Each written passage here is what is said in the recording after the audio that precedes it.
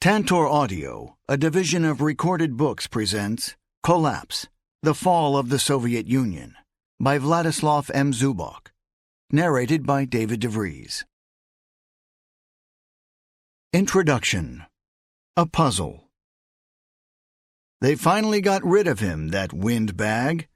I heard this comment from fellow passengers on board an Aeroflot flight from Moscow to New York, which had just made a stop at Shannon, Ireland.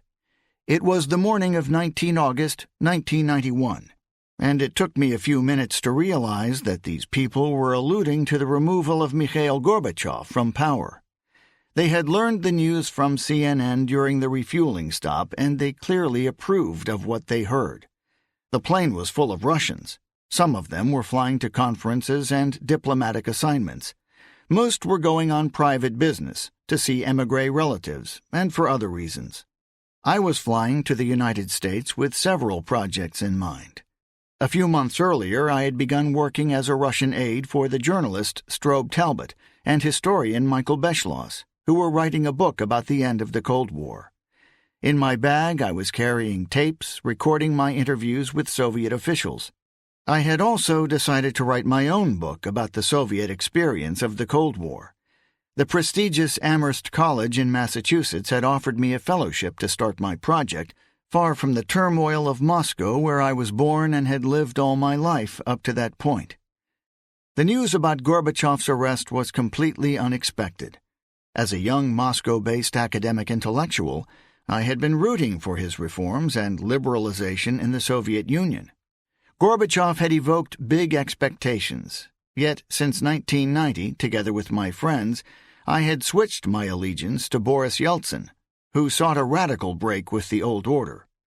Nobody among the people I knew had any doubt that the old system, the Communist Party, centralized economic management, and the socialist choice were doomed. Still, no one wanted to storm the Kremlin and tear down the structures of the state. Everyone hoped for reform, not revolution. With my friends, I took part in democratic rallies, avidly read the work of economists who discussed how to return from a command economy to a market economy, and supported independence movements in Lithuania and Georgia. After my plane arrived at New York's JFK Airport, I bought a hefty copy of the New York Times. The newspaper informed me that Mikhail Gorbachev had apparently been ousted from power by the military and the KGB while on vacation in distant Crimea. During the fall of 1991, I worked in the library and archives of Amherst College, but spent more time reading and watching the news from home. The immense relief when the coup failed and Gorbachev returned to the Kremlin quickly gave way to anxiety about the future. The Soviet economy was in freefall. Ukraine and other republics intended to leave the Union.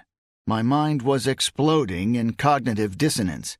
I found myself a citizen of a state that was collapsing, and I could not share the excitement of American colleagues who joked that the USSR was now the union of fewer and fewer republics.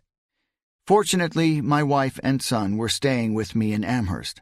Life went on, and at the end of September, my second son was born in a hospital in Northampton, Massachusetts. Yet a gnawing thought persisted.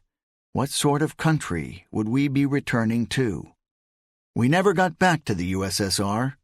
On a return flight, my plane landed at Sheremetyevo, Moscow, on 31 December 1991, but by that time the leaders of the Russian Federation, Ukraine, Belarus, and other republics had dissolved the Soviet Union. Gorbachev had resigned. The dimly lit Sheremetyevo airport was empty. Nobody to refuel the plane, nobody to operate a jet bridge, no customs officers, nobody even to check the passports and visas of arriving passengers. The new Russian state was the country of unprotected borders, without customs, with devalued currency and empty stores.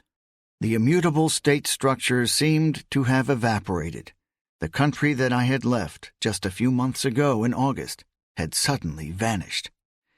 For many years I wanted to write about the end of the Soviet Union, yet I believed more time should pass before more dispassionate attitudes to this epic event could be formed. I waited in vain. As memories of 1991 faded, opinions and myths acquired a life of their own. What was a provisional insight became an established view, immutable, just like the Soviet statehood had been before 1991. In the West, the Soviet collapse came to be universally accepted as predetermined and inevitable, something too self-evident to require further study.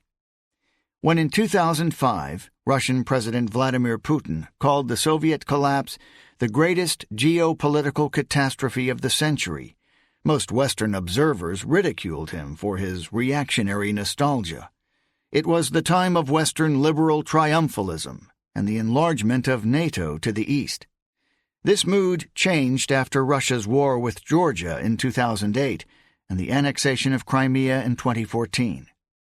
Western commentators began saying that Russia wanted to restore its lost empire. In 2019, the Polish head of the European Council, Donald Tusk, said that the collapse of the Soviet Union was a blessing for Central and Eastern Europe, for Georgians, Poles, and Ukrainians. Only a few in the West recalled that the Russian Federation had been a leading actor in the Soviet dissolution. Mikhail Gorbachev remained the lonely hero in the West, since everyone acknowledged that he had set inevitable historical developments in motion. When Gorbachev supported Russia's annexation of Crimea, it was dismissed as an atypical pronouncement. In Russia, reactions to the Soviet collapse remain polarized. Liberal-minded people believe that the Soviet Union could not be reformed, and that even to write about its autopsy was a waste of time. Good riddance to the empire that could not give its people even bread and entertainment. Others feel nostalgia for Soviet greatness and think that Stalin was a great leader, while Gorbachev had sold out to the West. Some of them were not even born when the Soviet Union collapsed. Scholars who studied the end of the Soviet Union identified several causes of the state's demise. Their conclusions can be summarized as follows. First, the superiority of the United States and its policies in the Cold War had made the USSR retreat and surrender. Second, Gorbachev's glasnost had discredited both communist ideology and doomed the Soviet system to failure. Third, the Soviet Union had died because its economy imploded. Fourth, the movements for national independence had led to the implosion of the last empire. Finally, the most powerful Soviet elites had opposed Gorbachev's reforms, and thereby inadvertently caused the demise of the USSR. In this book, I argue that none of those causes, when taken separately, could have destroyed the Soviet Union, and it took me some time to understand how all those threads had converged in a kind of perfect storm unleashed by the rule of Mikhail Gorbachev. The literature about external Cold War pressures argues that the Soviet Union collapsed because it was overstretched. It lost the war in Afghanistan, carried the unbearable burden of military expenditures, and subsidized its clients around the world. The Soviet superpower, some scholars contend, could no longer compete militarily and technologically with the United States and its Western allies. Yet recently, scholars have concluded that U.S. pressures had little to do with the fall of the Berlin Wall and the end of the Cold War. And, at least since 1987, Western governments were surprised and dismayed by the Soviet Union's destabilization and then disintegration. Recently, more nuanced studies of the Western, especially American, factor in the Soviet collapse have appeared. This book explores the external factors as secondary to the internal causes. International factors became crucial for shaping the behavior of the Soviet elites and counter-elites, but only after the Soviet Union had entered its terminal crisis. Glasnost, Gorbachev's policy of openness and transparency, and the media's attack on the communist past and ideology greatly contributed to the rise of anti-communist and nationalist movements. Yet it is not entirely clear what role ideological breakdown played in the disintegration of the Soviet statehood. For the Soviet elites, especially in Moscow, Stalin's crimes and repressions had long been known, and the majority of those in the party ranks, especially younger cohorts, had long been imitating socialist rhetoric, while acting on their real interests in a parallel universe of coveted foreign goods, travel, Western rock music, and mass culture. The party's ideological legitimacy had long been eroded, yet this was not the main reason why the party had ceded its economic and political levers of power in 1990 to 91. That was Gorbachev's decision, a voluntary and unprecedented devolution of power. The Soviet economic crisis played a central and often underestimated role in the last 3 years of Soviet history. In conjunction with revelations of past communist crimes, it contributed to mass discontent and mobilization against the central authority.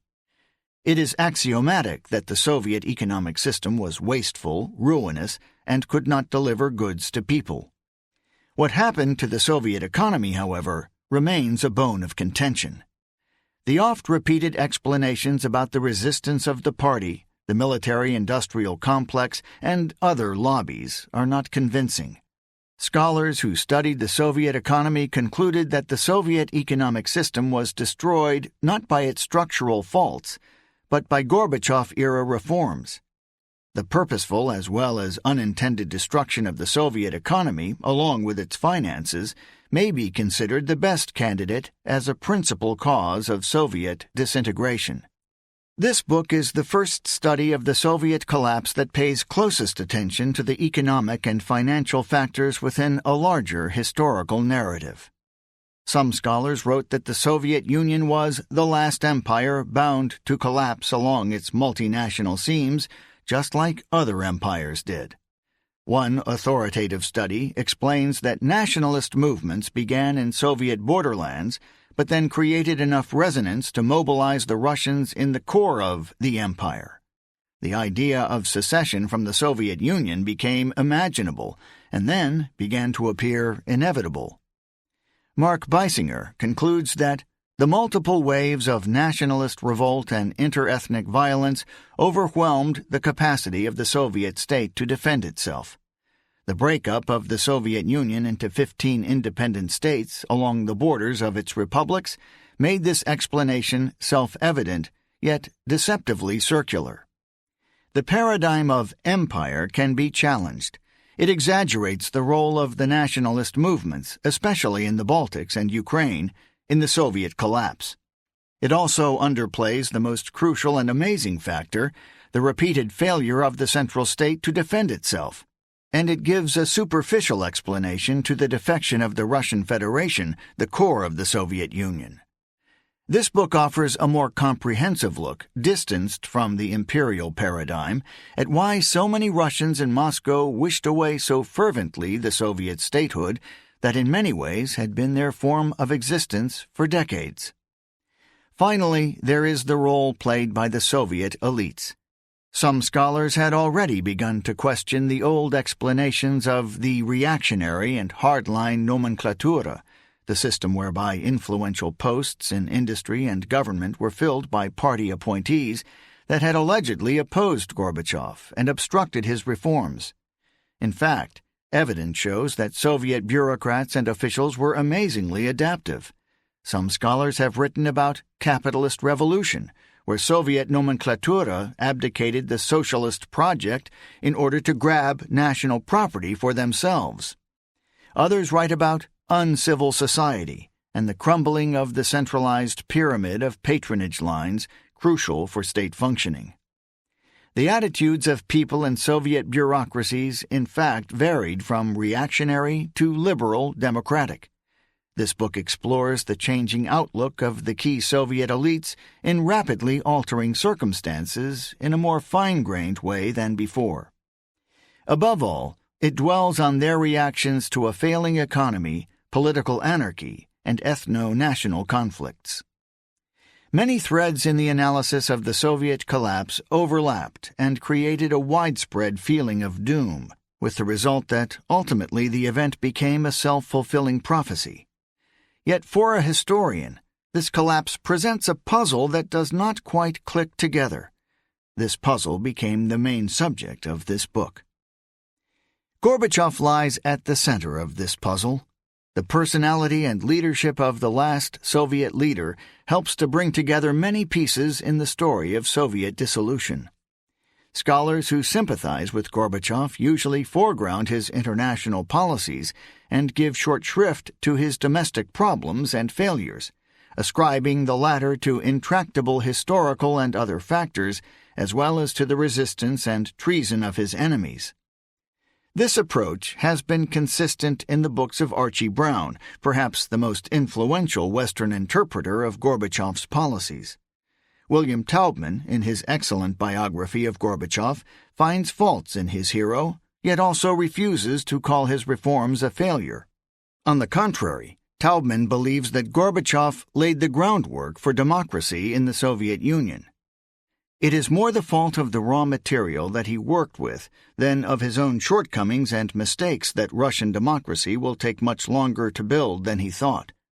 A leading Cold War historian, Odd Arnivestad, seems to agree. The final drama of the Cold War became a purely Soviet tragedy, he concludes. Gorbachev could have preserved the country by force, but he would rather see the Union disappear. The story of Gorbachev's best intentions and policies, however, begs for a realistic reassessment, with a more balanced exploration of social and economic dilemmas.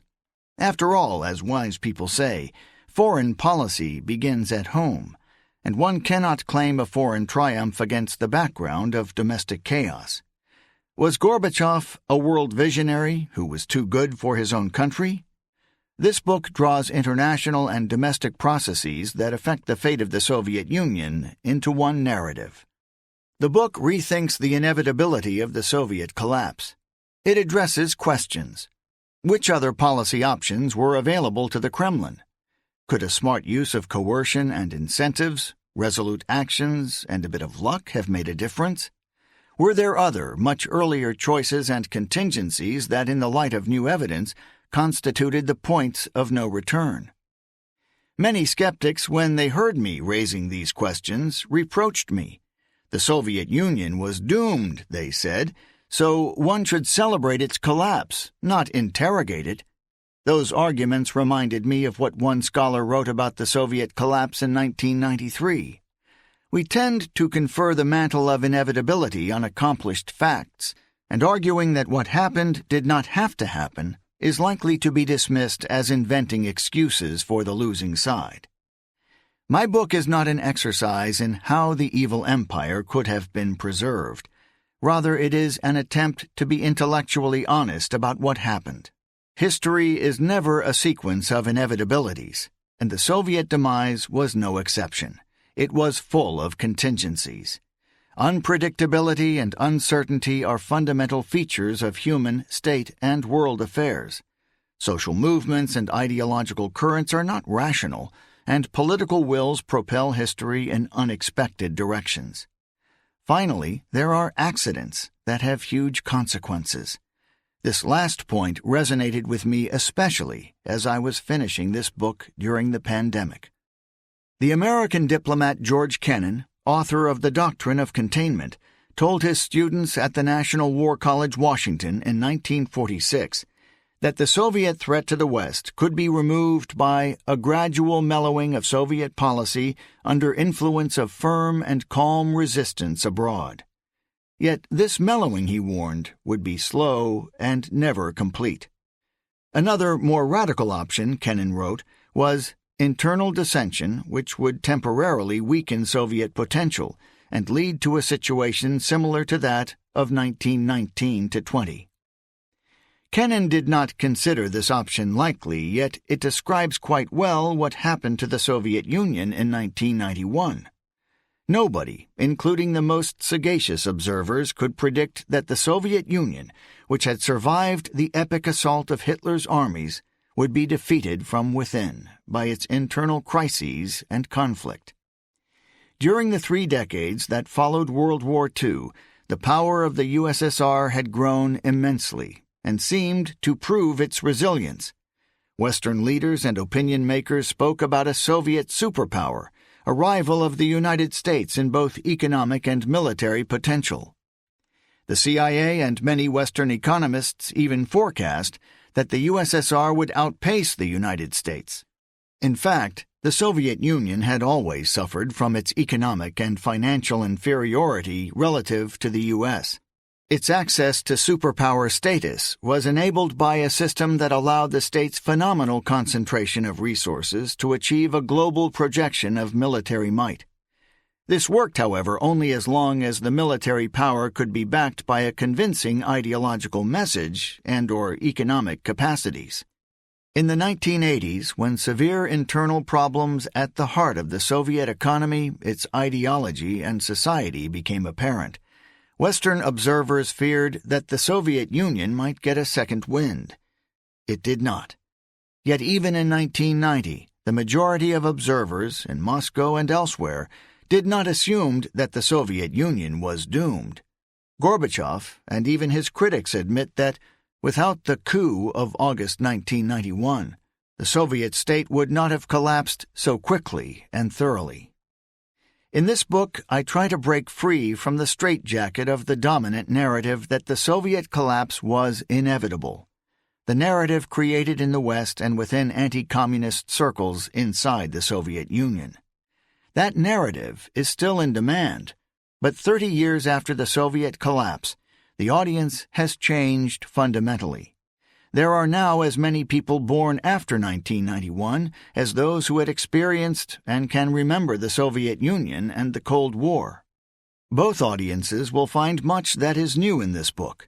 The history of the Soviet collapse was never a script known in advance. It was a drama of human ideals, fears, passions, and unanticipated developments. In this book, the listener will find many fly-on-the-wall episodes when Gorbachev and others in the Kremlin debated reforms, agonized over what to do with ethnic conflicts and seceding republics, and contested responsibility and power. To make the texture of the historical narrative authentic, I give preference to instantaneous reactions, rumors, and fears, rare moments of optimism, and frequent fits of despair that characterized those times. The book, without decentering Gorbachev, introduces more Soviet actors, voices, and initiatives. I argue that, taken together, they were much more than the Greek chorus to a purely Soviet tragedy hinging on Gorbachev's choices. Throughout the book, the cast of characters keeps widening and diversifying. As Gorbachev delegated central powers and replaced the old Soviet power hierarchy with an all-power-to-the-Soviet system, many people began to feel that they were not passive onlookers but had become participants in history, if not its makers. And late Soviet politics was not just a duel between Gorbachev and his fateful rival, Yeltsin. The book presents a broad array of party stalwarts, reformers, economists, diplomats, parliamentary deputies, KGB officials, the military, captains of military-industrial corporations, budding entrepreneurs, journalists, the Baltic nationalists, the Ukrainian politicians, and many others. The book also reflects on the trajectory of the Western and in particular the American impact on the Soviet collapse, with government, non-governmental actors, and media playing an outsized role in Soviet imagination and politics. British and American sources, especially diaries and official dispatches, helped to fill gaps and correct numerous imprecisions in Soviet records. Foreigners, just like at the outset of the Soviet regime, became both chroniclers of and participants in Soviet history. In 1990-91, the U.S. administration, Congress, media, and non-governmental organizations became, willingly or unwillingly, participants in the radicalizing Soviet politics. The American factor loomed larger in the perceptions of those within the Soviet Union than Americans themselves ever suspected at the time. American soft power in the Soviet Union in 1990-91 was equal if not greater to what the United States had in Europe when it introduced the Marshall Plan of 1947. This American phenomenon in Soviet politics was far more complex than political meddling or interference. Those in Russia who continue to speculate about an American conspiracy to destroy the USSR do not know what they are talking about. Many in the Soviet Union welcomed and invited the Americans to come and help transform Soviet society. It is remarkable how narrow-minded and unimaginative, albeit prudent, the American leadership was in wielding their enormous soft power. The sources for this book have been collected over at least 3 decades. They include personal observations, many conversations with senior Soviet politicians, diplomats, military, KGB officers, officials from the military-industrial complex, and people from diverse walks of Soviet life, the state, and society. Archives and libraries in Russia and other countries provided me with what individual memories could not. Contrary to common perceptions in the West, Russian sources on the end of the Soviet Union are extraordinarily open, rich, and widely available through a number of electronic databases.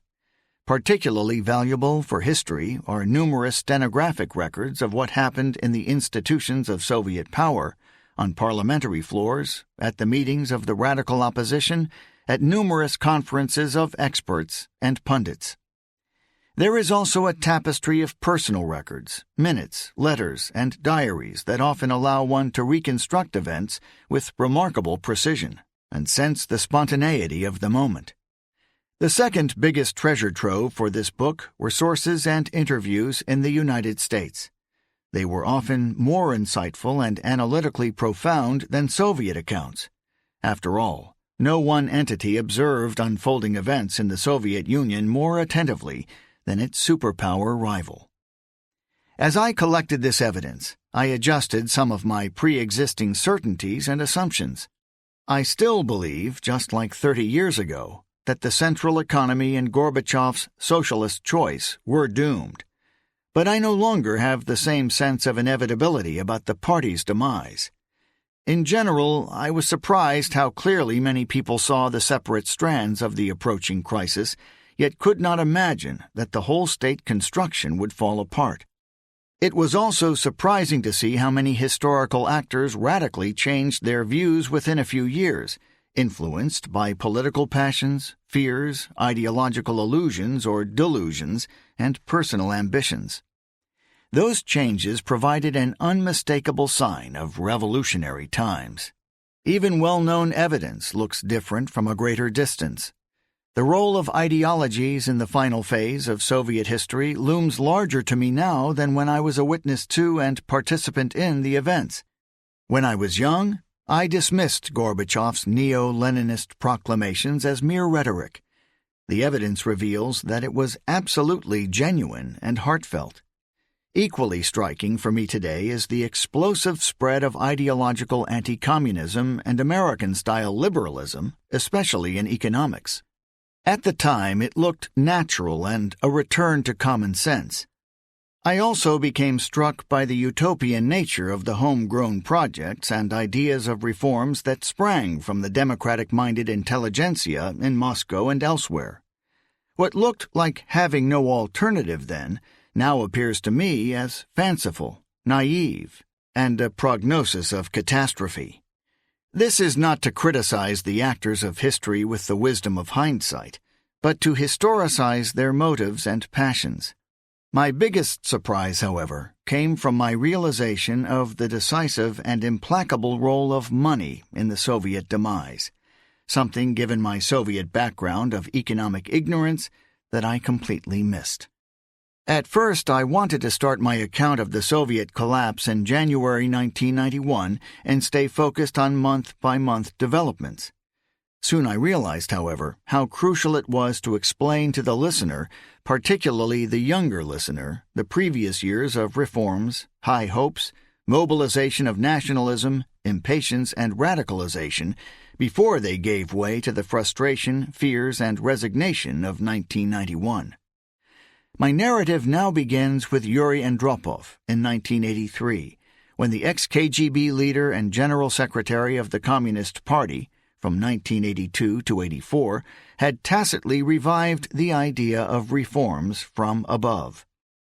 The first part of the book, chapters 1 through 6, explains how Gorbachev and his reform-minded entourage transformed the conservative reforms from above into a revolutionary gamble and ultimately removed the critical props on which the Soviet system and state were resting.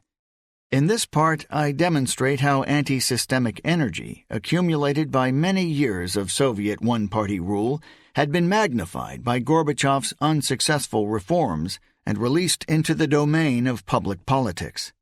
The second part of the book, chapters 7 through 15, covers the collapse itself. The book revisits familiar aspects of this story, but adds much new information that will be unfamiliar to the listener. I have completed this book with a conviction that the puzzle of the Soviet collapse is not a purely academic problem. In almost any conversation with Russians or Westerners alike in the years since 1991, they have reacted to my topic vividly and with curiosity. Why had Gorbachev, a prophet of change abroad, some asked, become an epitome of failure and ineffectiveness at home? Was there back then really a threat of a new dictatorship? Did Gorbachev's project of a new voluntary union of democratic states stand a chance of success? Was the new Russia that emerged in 1991 doomed to return to authoritarianism, or was there a missed opportunity? I hope this book will satisfy this curiosity and arm the listener with a much better understanding of a great geopolitical and economic upheaval, one that gave birth to a new world. Part 1. Hope and Hubris, 1983-90. Chapter 1. Perestroika. The task is to work out a system of logistical, economic, and moral steps that would make old modes of work unprofitable, that would encourage renovation of equipment and managers. Yuri Andropov, 15 June 1983. We just can't go on living like this. Mikhail Gorbachev, March 1985. The KGB Reformer. The idea of renovating the Soviet Union originated not with Mikhail Gorbachev, but with his mentor, Yuri Andropov. For years after the Soviet collapse, many said wistfully, if only Andropov had lived longer. They meant that under his leadership the country could have been reformed yet be held together. In fact, Andropov made the idea of renovation possible and left his heir apparent Gorbachev with the task of promoting it. Andropov was born in June 1914, 2 months before the outbreak of World War I. His family origins are the subject of controversy. He claimed to be of Cossack descent, yet in reality he was born into the family of Karl Finkelstein, a Jewish merchant from Finland, who had moved with his family to Moscow and opened a jewelry shop on 26 Big Lubyanka Street. Had Andropov been born a few decades earlier, he might have become an entrepreneur or even a banker. Instead, he concealed his origins, made a party career during Stalin's terror, and ended up in another office on Lubyanka Street as the head of the KGB from 1967 to 82. He was ruthless, clever, and resourceful. He cultivated influential sponsors and transformed the KGB into a modern corporation specializing in surveillance, secrecy, and espionage.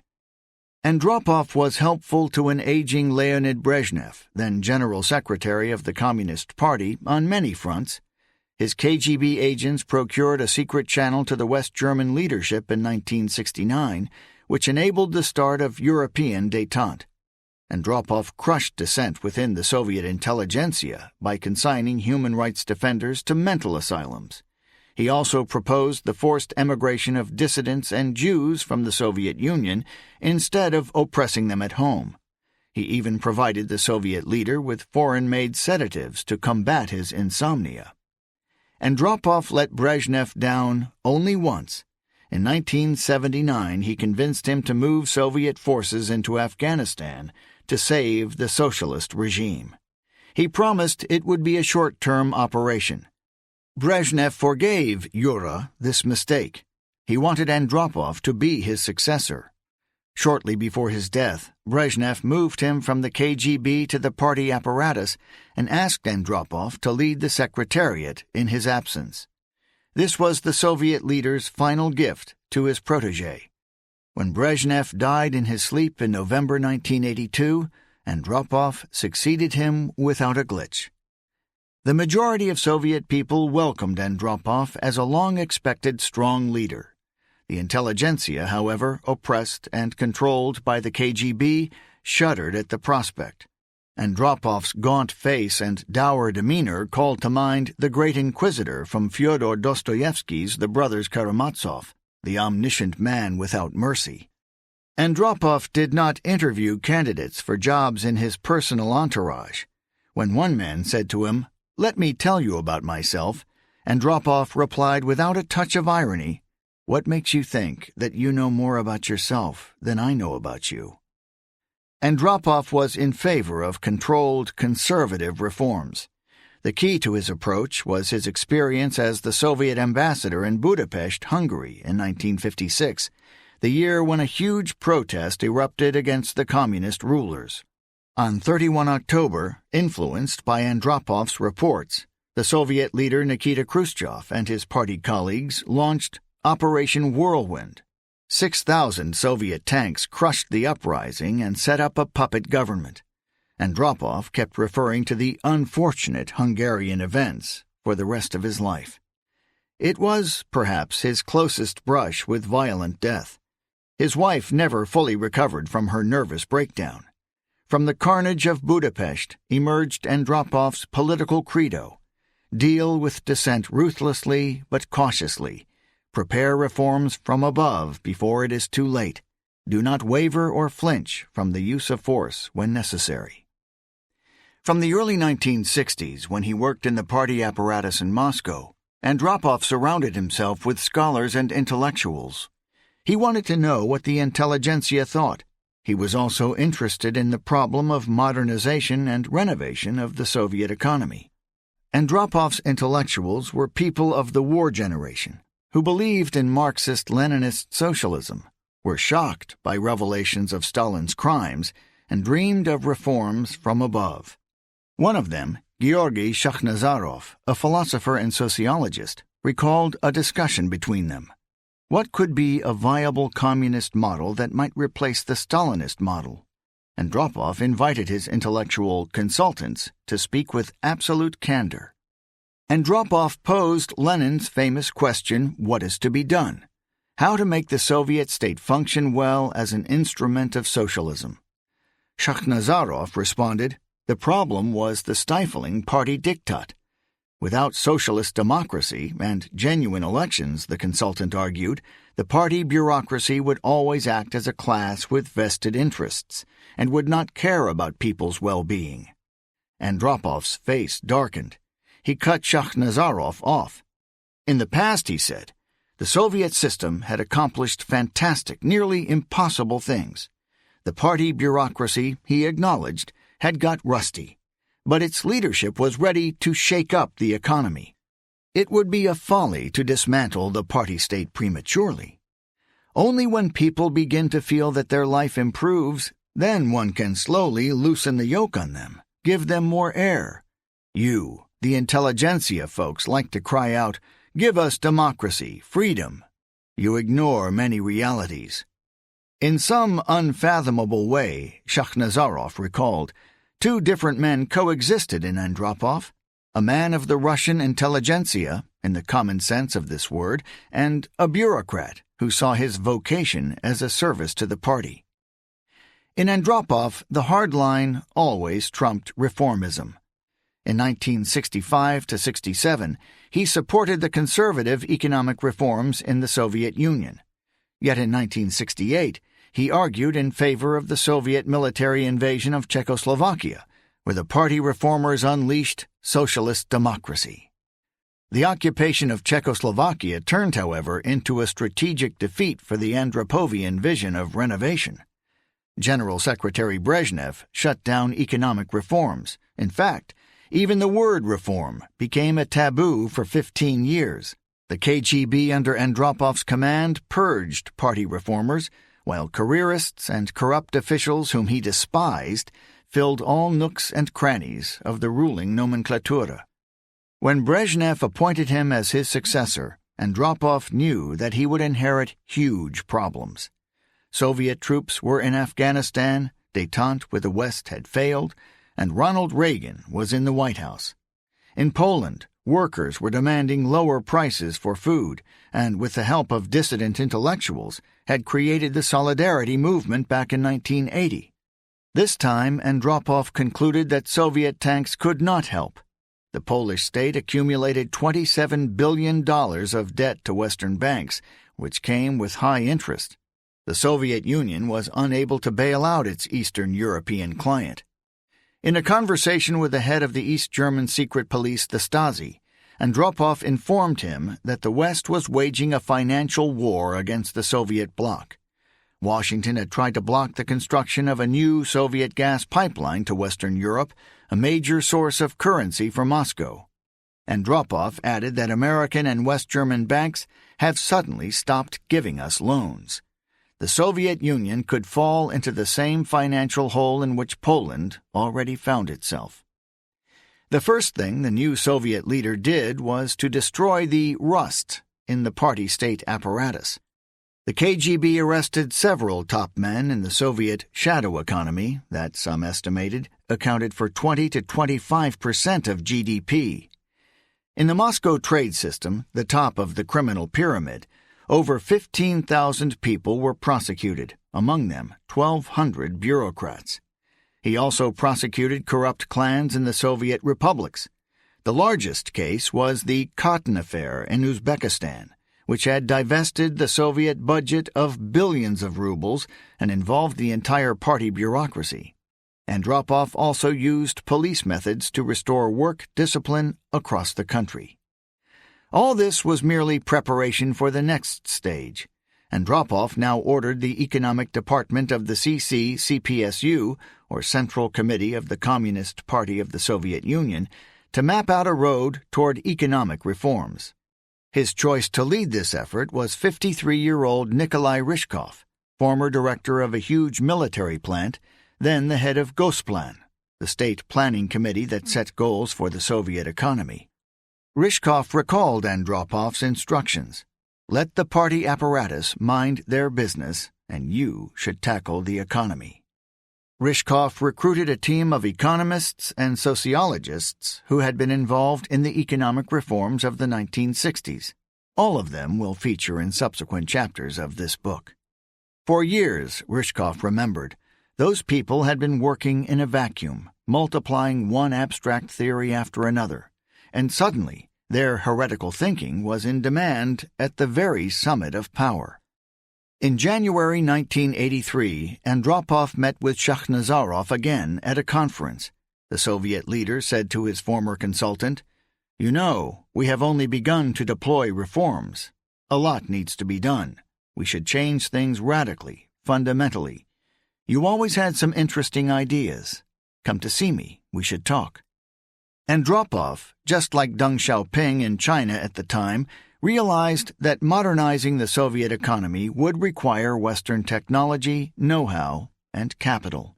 He once asked Ryzhkov what he knew about the reforms of Lenin's New Economic Policy, or NEP, in the 1920s. Was it possible, for instance, to lease Soviet economic assets to foreign companies? Ryzhkov said he knew nothing about this. Andropov responded, "Neither do I. Do research on this and come back." Finally, somebody found a history thesis on this subject buried in Moscow's Central Library. Andropov was keenly aware that the Cold War rivalry with the West, as well as the existing imperial burden, clashed with the Soviet need for renovation. The most complex problem, Andropov confessed to Erich Mielke, head of the Stasi in 1981, is that we cannot avoid the strains of military expenditures both for us and the other socialist countries. He also could not give up on Soviet clients, such as Vietnam and Cuba, as well as progressive forces in Laos, Angola, Ethiopia, and other countries. Without this burden, Andropov said, we could solve all the other problems in 2 or 3 years.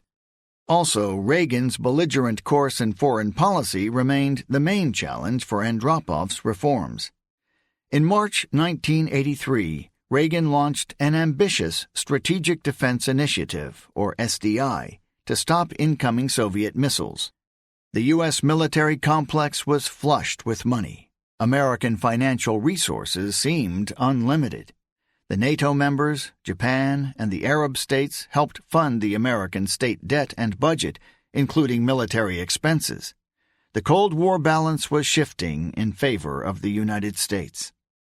In contrast, Soviet revenues and finances were precarious.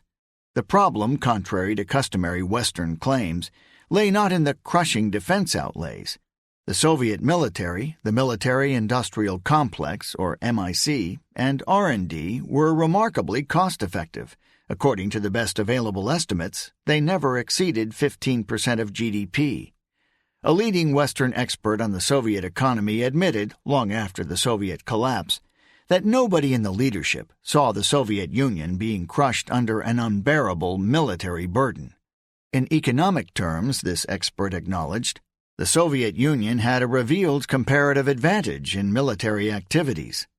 It was not the military burden, significant yet small for a superpower, that endangered the Soviet economy and state. The problem was the growing Soviet engagement with the global economy and its own finances. The Soviet balance of trade depended entirely on high oil prices. The debonair Brezhnev, in contrast to Stalin, had never bothered to accumulate a stabilization fund to save money for the future. At the party plenum of November 1982, Andropov denounced the growing Soviet import of grain, fats, meat, and other food products.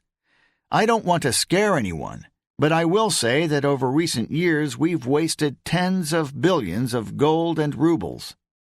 Instead of using its oil profits to import Western technology, the Soviet Union used them to import food and subsidize its satellites. Poland at least could have expected the Soviets to help them out with Western debts. If the Soviet Union were to be engulfed in debt, it too would be left to its own devices, and the United States would take advantage of this. Andropov spoke ominously about the currency war that the Americans were conducting against the Soviet bloc countries. The secret data on the imports and other profligacies of Brezhnev's rule were released to the party activists of the key Soviet institutions.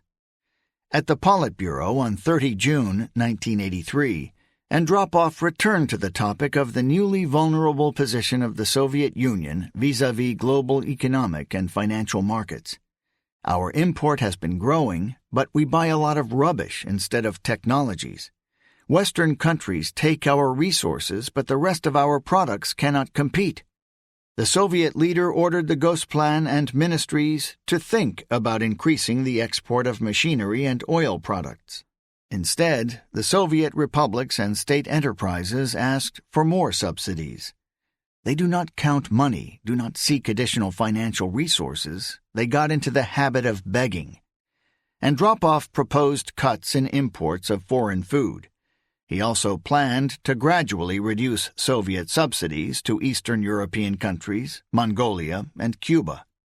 This is not a community, he said with some emotion to Ryzhkov about the Soviet economic bloc.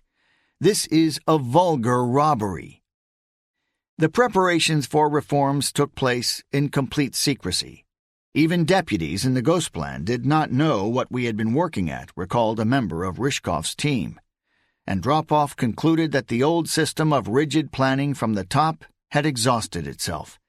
We had to demonstrate to the bureaucracy that cooperatives, with their greater economic liberties, would make more profits than state enterprises. In the document we prepared, we did not speak openly about private property, but we laid out an idea of having, next to state ownership, also cooperative ownership. Andropov backed those ideas. A senior official of the state bank remembered, "We understood that the enterprises needed more rights. The situation when the center was responsible for everything throttled economic development." Andropov instructed the state bank to shift from distribution of state investments to competition. "Other ministers should come to you," he said to the Minister of Finance, "crawling on their bellies, begging for money."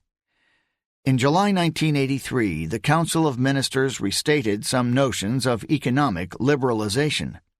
In January 1984, with the approval of the Politburo, a pilot economic experiment was launched in some industries within Ukraine, Belorussia, and Lithuania. It was here where the reforms of 1965 to 68 had come to a standstill. Andropov had enough power, but he lacked the time necessary to carry out further reforms. In declining health, his kidneys failed completely in February 1983, so he was subsequently on dialysis. His last appearance at the Politburo was on 1 September 1983. Andropov went to a Black Sea resort and returned to Moscow only to be hospitalized. He died on 9 February 1984 from acute kidney failure. Andropov's main contribution to Soviet reforms was the team of people and academics he had brought into the Politburo and the Soviet government.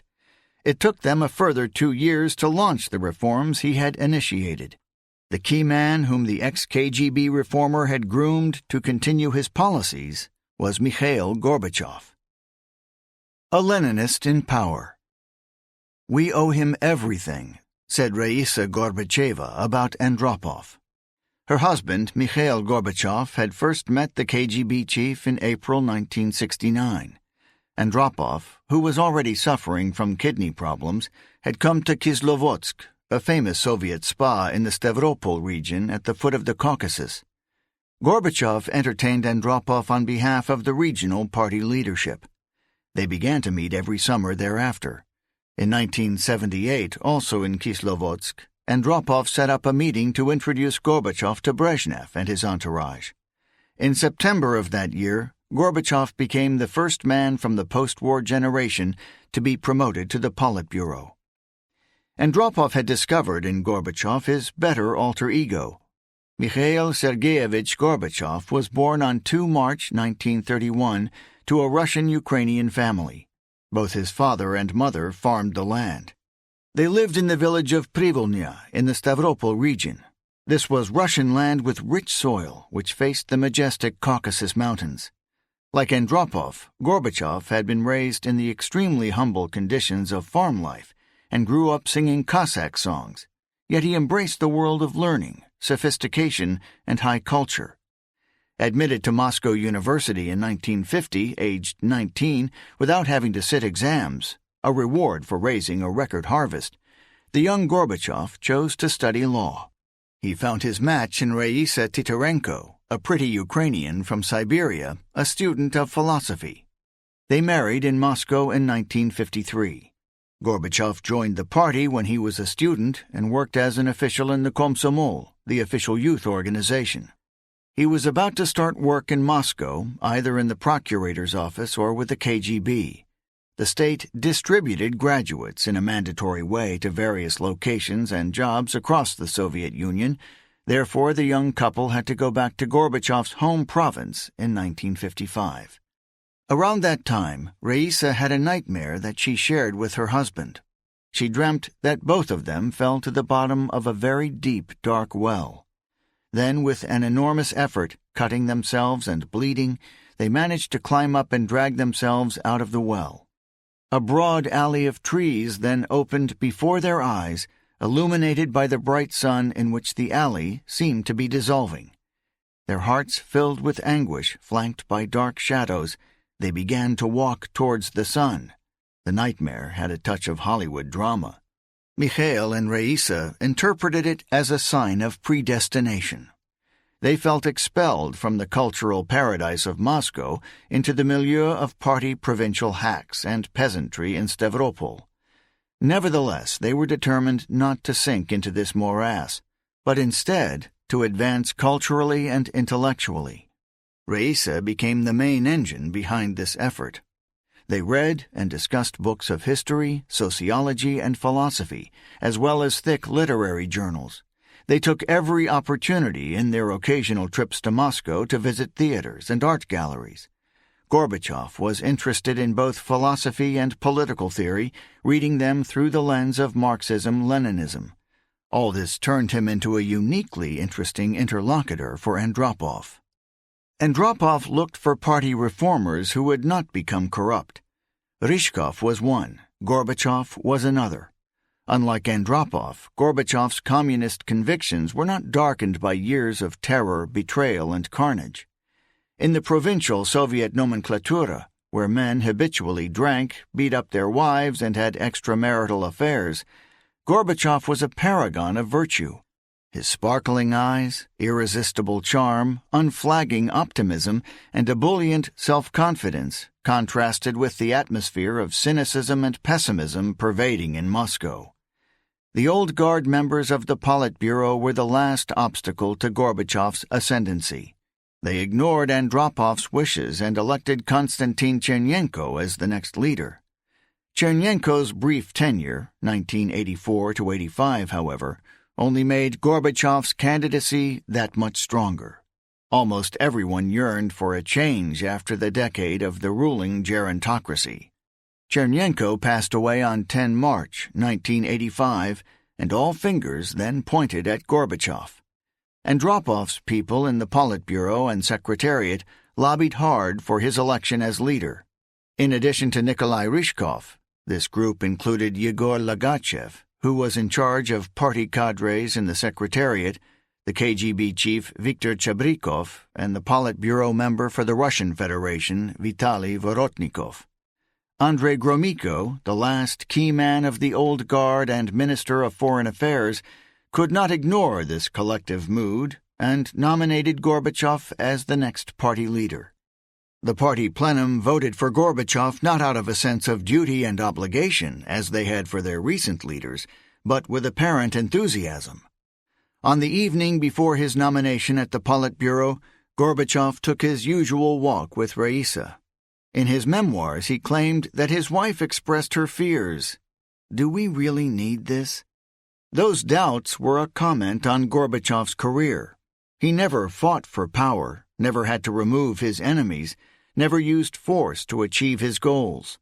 It would hardly be possible to avoid asserting himself after assuming supreme Soviet power. Gorbachev reminded Raisa that when he joined the Politburo, he believed he could help to change things in their country for the better. Yet he had in fact achieved nothing. So if I really want to change anything, I have to accept the position. We just can't go on living like this. Many years later, and with masses of archives mined, people still refuse to accept the sincerity of this phrase.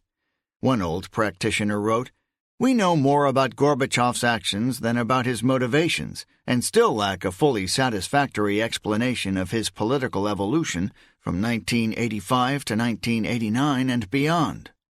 William Taubman, the prize-winning American author of Gorbachev's authorized biography, begins his account with the phrase, "Gorbachev is hard to understand."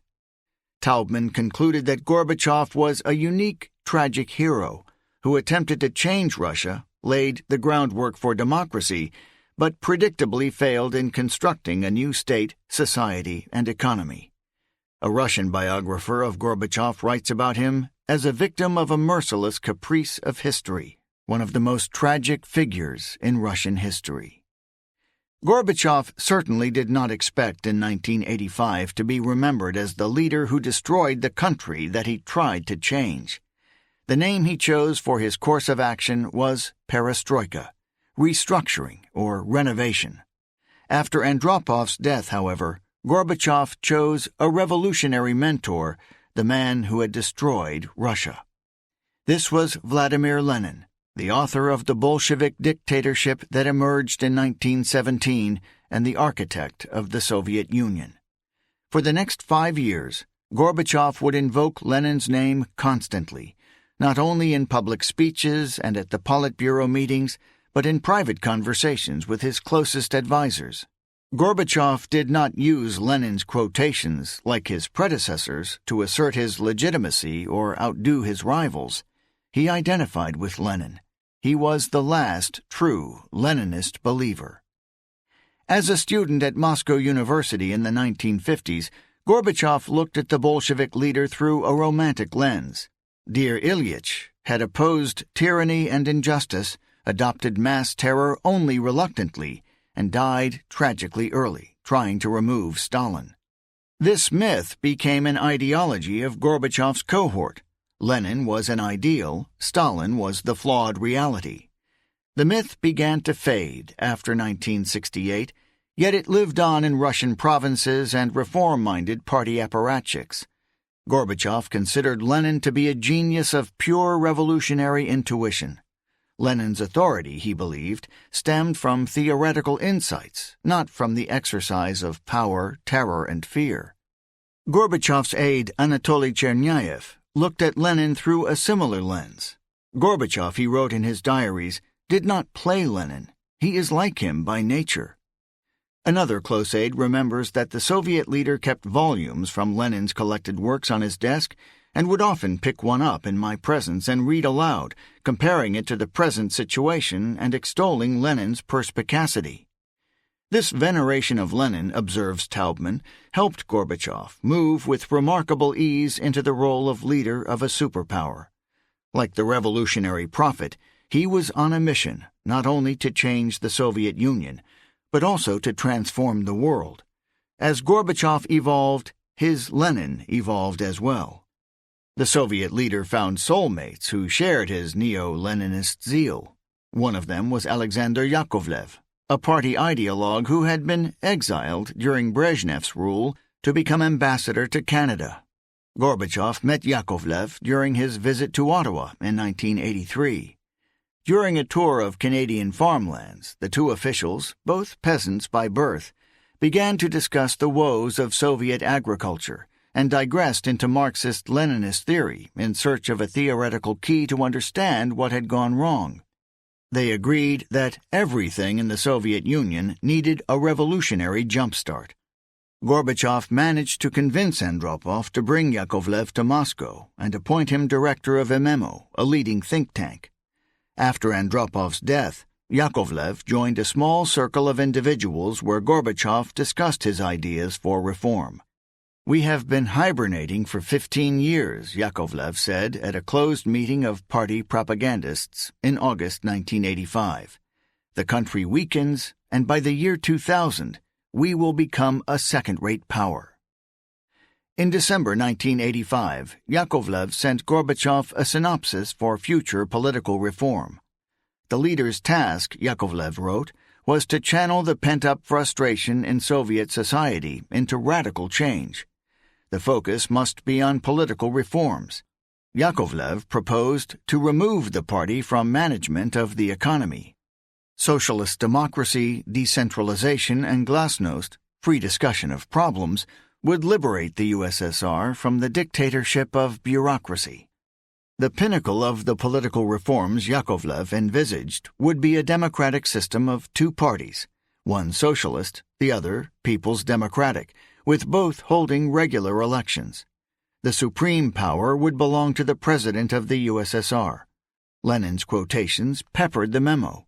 The ultimate goal, Yakovlev wrote, was to transform every man and woman into a real master of the land. The memo rejected the logic of conservative reformism and sided with the arguments Andropov had rejected many years before in his talk with Shakhnazarov. Gorbachev read Yakovlev's memo. Its ideas found a way into his speech to the Party Congress in February 1986, the first such gathering since Brezhnev's death. The Soviet leader had spent weeks with Yakovlev and a few aides brainstorming, drafting, and redrafting the text. Each workday lasted 10 to 12 hours. Gorbachev had stamina that few could match. The date of the speech was highly symbolic. 30 years before to the day, Khrushchev had denounced Stalin's crimes and urged all communists to go back to Lenin. Gorbachev began to read his address on 25 February at 10 a.m. and, with breaks for coffee and lunch, spoke for 5.5 hours. The mammoth document defined Brezhnev's period as the time of stagnation and included the key words from Yakovlev's memo: democratization, decentralization, and glasnost. Gorbachev also spoke about the need for perestroika, a new code word for radical reforms, and about the new thinking, which aimed to revise the ideological orthodoxy. He finished with a crescendo. This is how we will be able to fulfill the farewell wishes of the great Lenin. With energy, unity of will, we will go higher and march forwards. We know no other destiny, and comrades, how beautiful is this destiny." 5,000 party leaders and cadres stood up to applaud him. It is impossible to say how many of them acted sincerely. One man certainly did, Gorbachev himself. Despite his neo-Leninist rhetoric, Gorbachev could not decide on a strategy of reforms during his first 2 years in power. As an admirer of Lenin, he searched for some key leverage that could revive Soviet society and the economy. Yet he also heeded Andropov's conservative advice. Before any radical political changes suggested by Yakovlev, Soviet people should feel tangible improvements in the economy.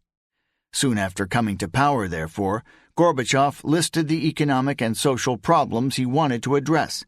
1. Quality. 2. Struggle against drinking. 3. People in need. 4. Land for orchards and gardens. 5. Medicine. Surprisingly, the list did not include the pressing issues that Andropov had raised about Soviet macroeconomic stability. The need to reduce the import of food, restore the balance of trade, crack down on the shadow economy, and discipline the labor force. Gorbachev's notes did not contain any diagnosis of the economic and financial problems plaguing the Soviet Union. The Politburo discussions during Gorbachev's first 2 years in power revealed uncertainty about how to bolster the Soviet economy. Everyone agreed that it was vital to generate economic growth. The official slogan was acceleration, but how to bring it about? At the same time, Gorbachev did not even include Ryzhkov and his reform-minded economists within his narrow circle of advisers. Nikolai Tikhonov, an old Brezhnev crony, remained as head of the Council of Ministers. Ryzhkov assumed this post only in late September 1985. The biggest change that affected millions of Soviet people in 1985 to 86 was the struggle against drinking. The idea had originated with Yegor Legachev, another protégé of Andropov, and now Gorbachev's deputy in the Politburo. Both men hated the Russian habit of binge drinking. The problem was that the tax on alcohol procured 1/3 of Soviet GDP. Andropov had also recognized this issue, but his solution was to fine and punish drunkards, not to ban alcohol. The Soviet Minister of Finance argued in vain to the Politburo that it would not be possible to replace the precious revenues from vodka with other products that people would buy, especially in towns in the countryside. A radical policy to cut alcohol consumption was implemented in May 1985. It was the third prohibition in Russian history. The first was in 1914, when the First World War broke out, and the second in 1941, when Germany attacked the USSR. The party cadres, intimidated by Legachev, overreacted. New breweries, purchased from Czechoslovakia, were left to rust. Thousands of hectares of selection vineyards in Crimea were bulldozed. The makers of fine wine lost their jobs, some even committed suicide. The consumption of vodka, wine, and beer plummeted. In the longer term, hundreds of thousands of Soviet people would live a bit longer and healthier children would be born. Yet the budgetary disaster was immediate and long-lasting. The sales of vodka fell from 54 billion rubles in 1984 to 11 billion in 1986. Another immediate casualty was Gorbachev's popularity. It plummeted and never fully recovered. Another unfortunate initiative in 1985 to 86, implemented later, was the struggle to improve the quality of Soviet goods. For decades, Soviet state enterprises had produced out-of-fashion clothing, poor shoes, badly manufactured TV sets. People refused to buy them, and instead chased after quality imports. The unsold materials clogged numerous state warehouses. Soviet economists blamed the nature of centralized planning. The production from enterprises was measured in tons and numbers, not in sales figures. Gorbachev's Politburo ignored the economists. In May 1986, Gorbachev and Ryzhkov signed a decree that made all state enterprises subject to the state inspection, or Госприемка, special teams of skilled specialists and workers. The influence of Lenin's works on this reform is striking. Shortly before his death, the Bolshevik leader had recommended the creation of workers' inspection. Gorbachev, who knew Lenin's works by heart, was convinced that a new administrative tool staffed with honest Soviet people would make socialist production work better. In January 1987, 70,000 inspectors went to work. This resulted in an immediate crisis of supply. Most of the products from thousands of state enterprises, estimated to cost 69 billion rubles, were rejected for their poor quality. Even the best Soviet plants, built by Western companies in the 1960s, suddenly faced default. The end to the supply of many products of whatever quality affected entire economic chains of distribution. The lack of components and parts meant that many assembly lines came to a screeching halt. This was another example of how a sudden corrective measure, even well justified, could lead to inevitable economic collapse. Nobody knew what to do with failed enterprises and their workers. The former could not go bankrupt, and the latter could not be laid off. After a few months of uncertainty, the economy returned to the old mode. Leninist ideas had failed. Gorbachev's own priority in 1985-86 was the acceleration of scientific technical progress. When Andropov was the Soviet leader, he had put Gorbachev in charge of a team that worked on this issue. This was an attempt to plug a major hole in Gorbachev's biography. He joined the Politburo as an agriculture expert from the corn-growing Stavropol region, but he never had any experience dealing with machine-building industries and, most importantly, with the military industries. Gorbachev took on Andropov's assignment with the enthusiasm of a neophyte, and prioritized it after he assumed power. It resonated with his neo-Leninist beliefs. The role of science and technology in the expansion of socialism resonated with the thinking of many educated people of Gorbachev's generation. Smart machines, manned by educated, sober, and ideologically enthusiastic people, could overcome the Soviet Union's historic backwardness. The Party Congress in February 1986 approved Gorbachev's proposal to spend 200 billion rubles of state investment for the next 5 years, implementing technological modernization and scientific innovation. The expectations were that in 5 years the Soviet economy would be retooled and begin to produce quality goods to match the needs of consumers at home and to export abroad. In the past, Soviet modernization efforts produced the best results when the USSR had its new plants built by Western firms in the 1930s or the 1960s. New enterprises required newly trained engineers and workers who willy-nilly emulated foreign practices and standards. In the absence of competition and other market drivers, this was the only way to leapfrog across antiquated processes and fossilized work habits. Instead, in 1986, the Gorbachev Initiative invested the money in the retooling of existing state enterprises, a course of action that was bound to fail on a grand scale. The management and workers of the old plants acted conservatively and resisted innovations. Much of the expensive Western equipment was never put to use at the old plants and factories. Nobody could explain where the many billions in investments would come from. Gorbachev's expensive initiative was not matched by any measures to cut Soviet investments and expenditures elsewhere. Meanwhile, developments in Soviet trade and finances began to corroborate Andropov's fears of 1983. Soviet oil production had slightly declined in 1980 through 84, but had begun to grow under Gorbachev. Yet world prices declined rapidly in 1986 from $27 per barrel to $10. This cost the Soviet economy $13 billion in export revenues. For the first time in decades, the USSR ended 1986 with a trade deficit of $14 billion.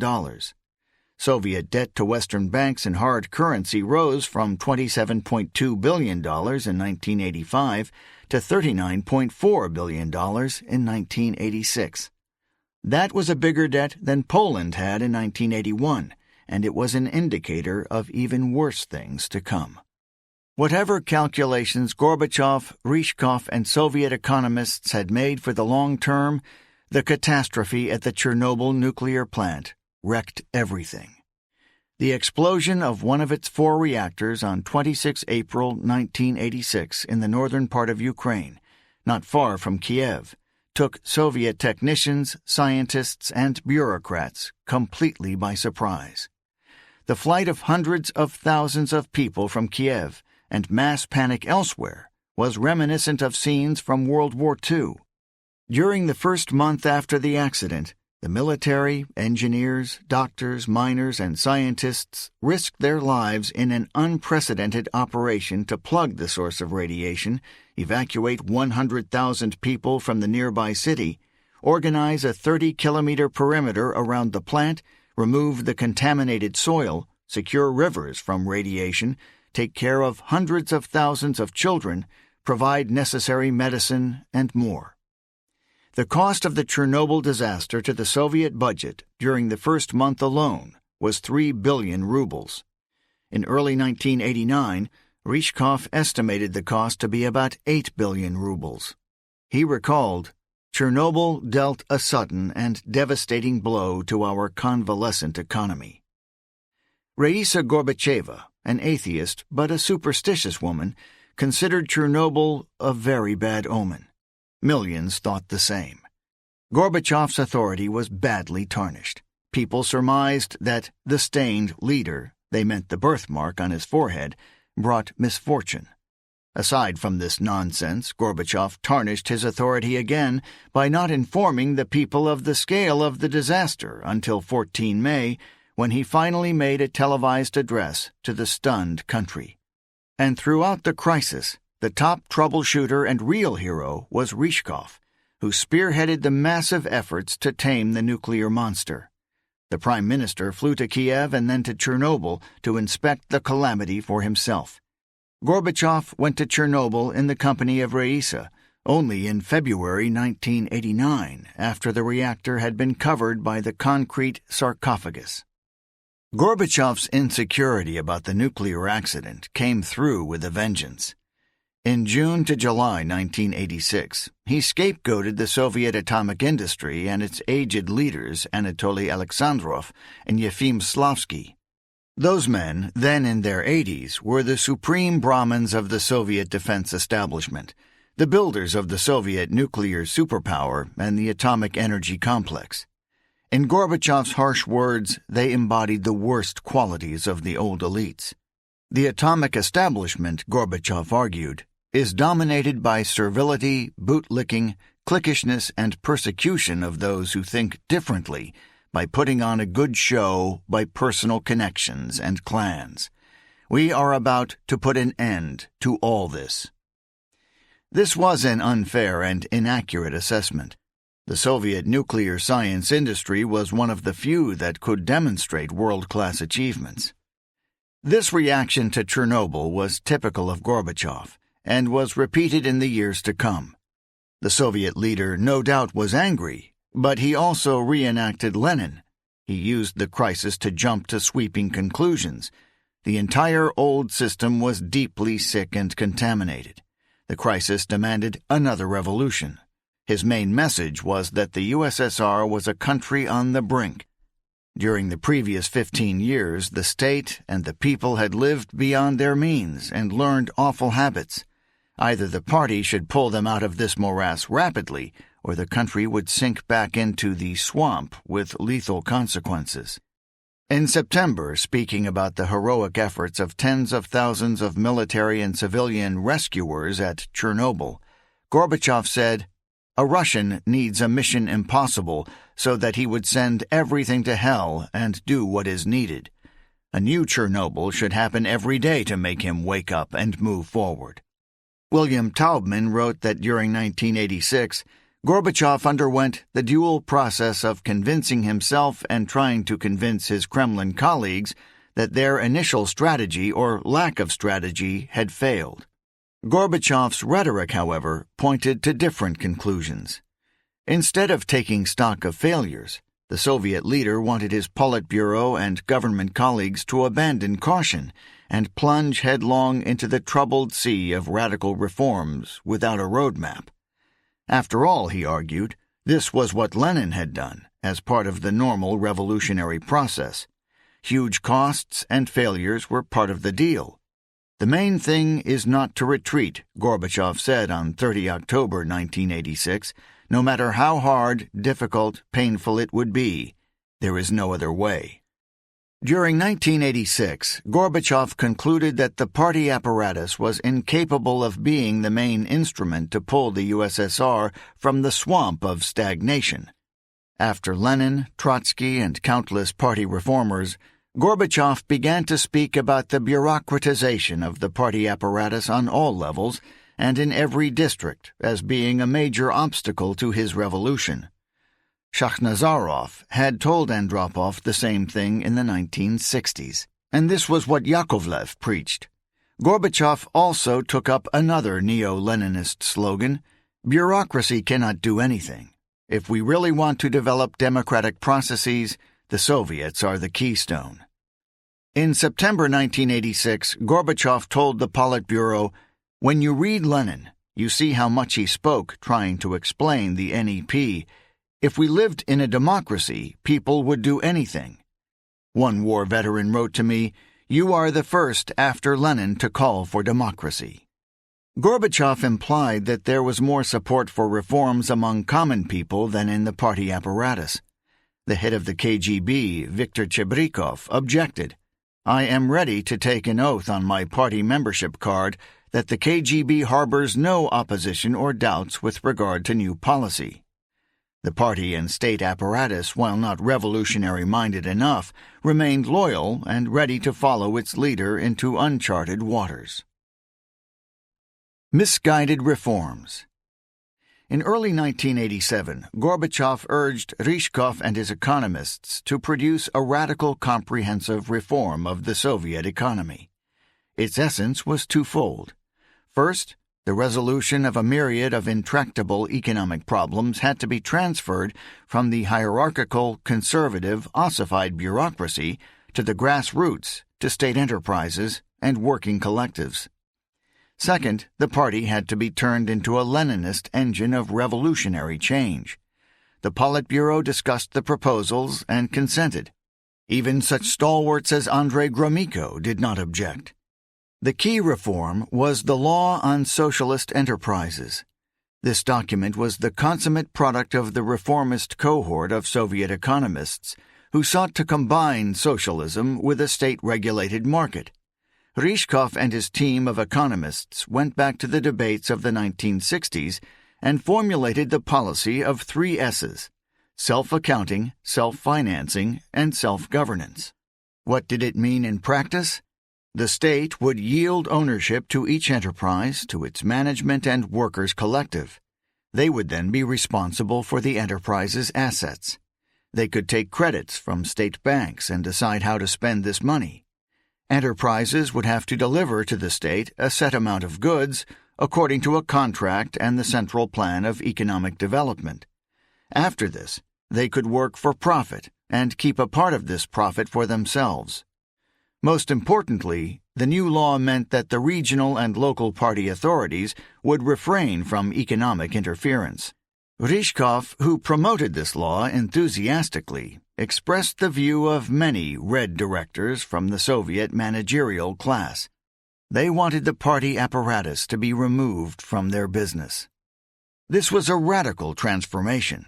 In January 1987, Ryzhkov reported to the Politburo on the first draft of the law. At the meeting, Gromyko raised a core question. In the report, the collective becomes the owner of the enterprise. Thus, factories and plants become the property of their collectives. This goes too far. The question of property had been resolved in October 1917. Gorbachev, too, was confused. The text is still hazy and confusing on basic notions, he admitted. Then he quickly added, "We cannot make mistakes." The draft was sent back to the Council of Ministers. Socialist was dropped from the title in favor of state enterprises to avoid the controversy. The collectives received the rights of possession over profits from enormous economic assets, while their responsibilities to the state as the owner remained legally ill-defined and unenforceable. While ducking this key issue, Gorbachev and Ryzhkov doubled down on the effort to end the old command administrative system whereby the party dictated everything and the Gosplan calculated costs and benefits. The idea was to create something that never existed in history, an economy of socialist democracy. The neo-Leninist vision assumed that possession of the means of production would make working people motivated and responsible for their output. Would it be enough to pull the Soviet people out of the swamp of corruption and indifference to output and quality? Gorbachev admitted that the passivity of people bothered him. Nobody could explain to him why in those segments of the Soviet economy where self-financing and self-governance had been experimentally tried, production declined rather than increased. The Soviet leader argued with himself as if responding to invisible critics. In the West, they tell us, in a society without fear, you cannot carry out any reform because nobody has any interest in or fear of God. He also mentioned that most Russians had a safety net that enabled them to procure their basic needs. Many people began to feel that they did not need to work hard at all. This is a grave problem, Gorbachev concluded. Other members of the Politburo felt confused. Ligachev confessed, "We can't all flounder in economic affairs. We lack a scientific approach." Gorbachev, after reading more drafts of the law, admitted, "I do not understand all of it." Nevertheless, under Gorbachev's pressure, the Politburo approved the law. The Soviet leader was now full of revolutionary determination. In May 1987, when the Politburo agonized over the future of the new economic system, Gorbachev came up with a striking image. "We are moving forward as if in jungles with a machete. Everyone is blood-splattered, skin is torn and bruised, quarrels erupt. Yet we keep moving. And there are already clearings in the thick forest." This was the image of David Livingstone struggling through the heart of Africa. The law on state enterprises, approved by a special party plenum, came into force on 30 June 1987. The 11,000-word document redefined the structures of the Soviet economy for the first time since Khrushchev's ill-fated experiments 30 years earlier. In fact, state enterprises received more autonomy than they ever had since Lenin seized power in Russia. They acquired freedom of export. They could establish joint companies with foreign partners and could have their own currency account. Ryzhkov told the Politburo that the goal was to connect the Soviet economy with the global market as much as possible to bring profits in hard currency. Let the state enterprises export everything and as much as they would be able to sell, except for strategic goods like oil. It does not matter if these goods are in deficit domestically or not.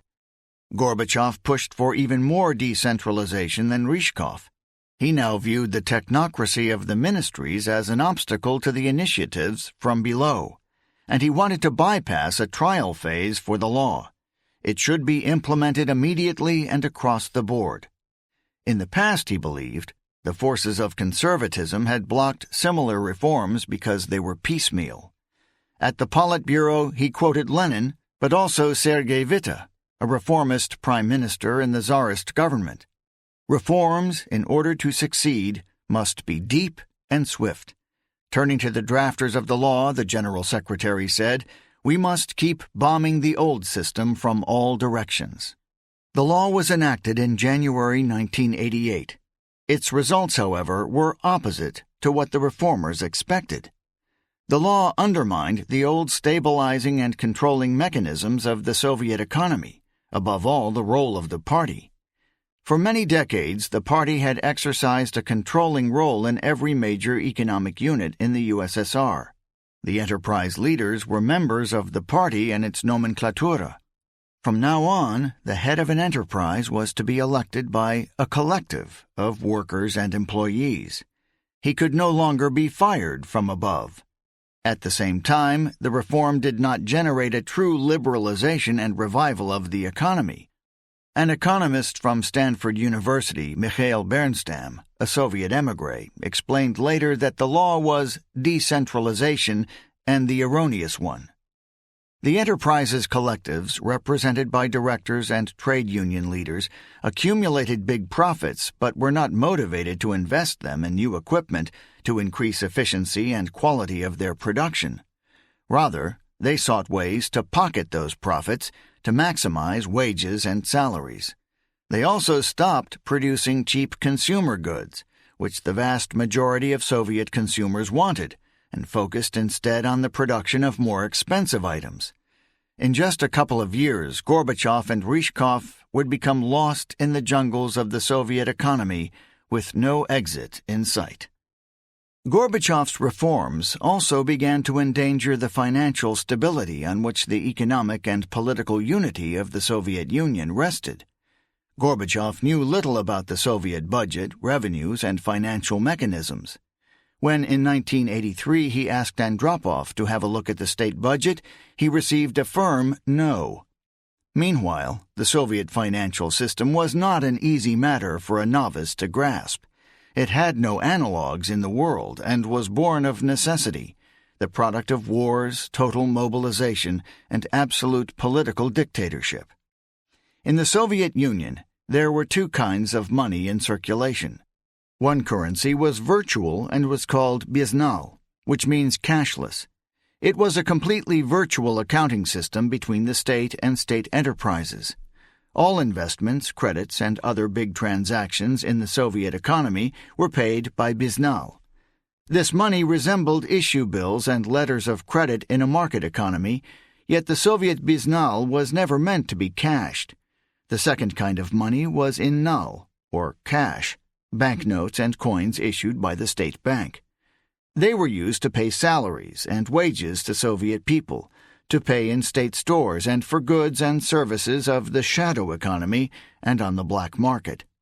The total amount of nal was loosely related to the amount of production and the cost of labor. Only a few professional bankers in the Soviet Union understood how this system worked, and meanwhile this unique system was vital for Soviet macroeconomic stability. The Soviet state could spend many billions of biznal money for financing big projects, and yet the inflation of cash and prices of consumer goods and services remained more or less under control. The profits from state enterprises could not be translated into cash. Even at its most difficult moments of history, such as during World War II, the Soviet financial system had not broken down. Whereas the biznal money was completely under state control, however, cash was in people's hands. Cash in circulation, especially when it accumulated outside state-controlled personal savings accounts, generated inflation and macroeconomic instability. Stalin understood this danger. The Ministry of Finance and Gosplan ensured there would be a watertight partition between the two kinds of Soviet money. All enterprises had to have double bookkeeping. They were strictly forbidden to use biznal allocations for salaries and wages, and they were not allowed to buy industrial equipment and raw materials with cash. Those had to be paid for only with biznal money, provided from the central budget. Also, state leaders and institutions made sure that the accumulation of cash in savings accounts would not grow disproportionately. If it did, it would begin to chase goods, and people began to hoard them.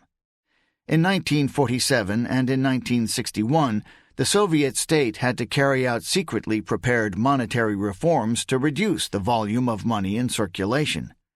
Another painful measure could be to increase state-fixed prices. The system of state control over capital allowed people's salaries and savings to increase gradually, but only so long as production increased and its efficiency improved. During his long tenure, Brezhnev had avoided price hikes on basic consumer items. Meanwhile, investment in the military industries and research, instead of stimulating economic growth, drove up inflation.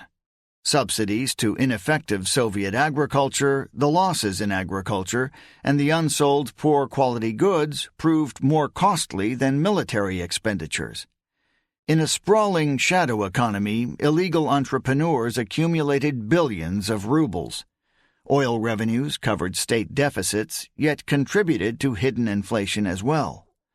Gorbachev had inherited highly troubled finances, yet he quickly made things much worse by his policy initiatives. The ban on alcohol aggravated this problem tremendously. People drank less, but in turn demanded quality goods they could spend their cash on.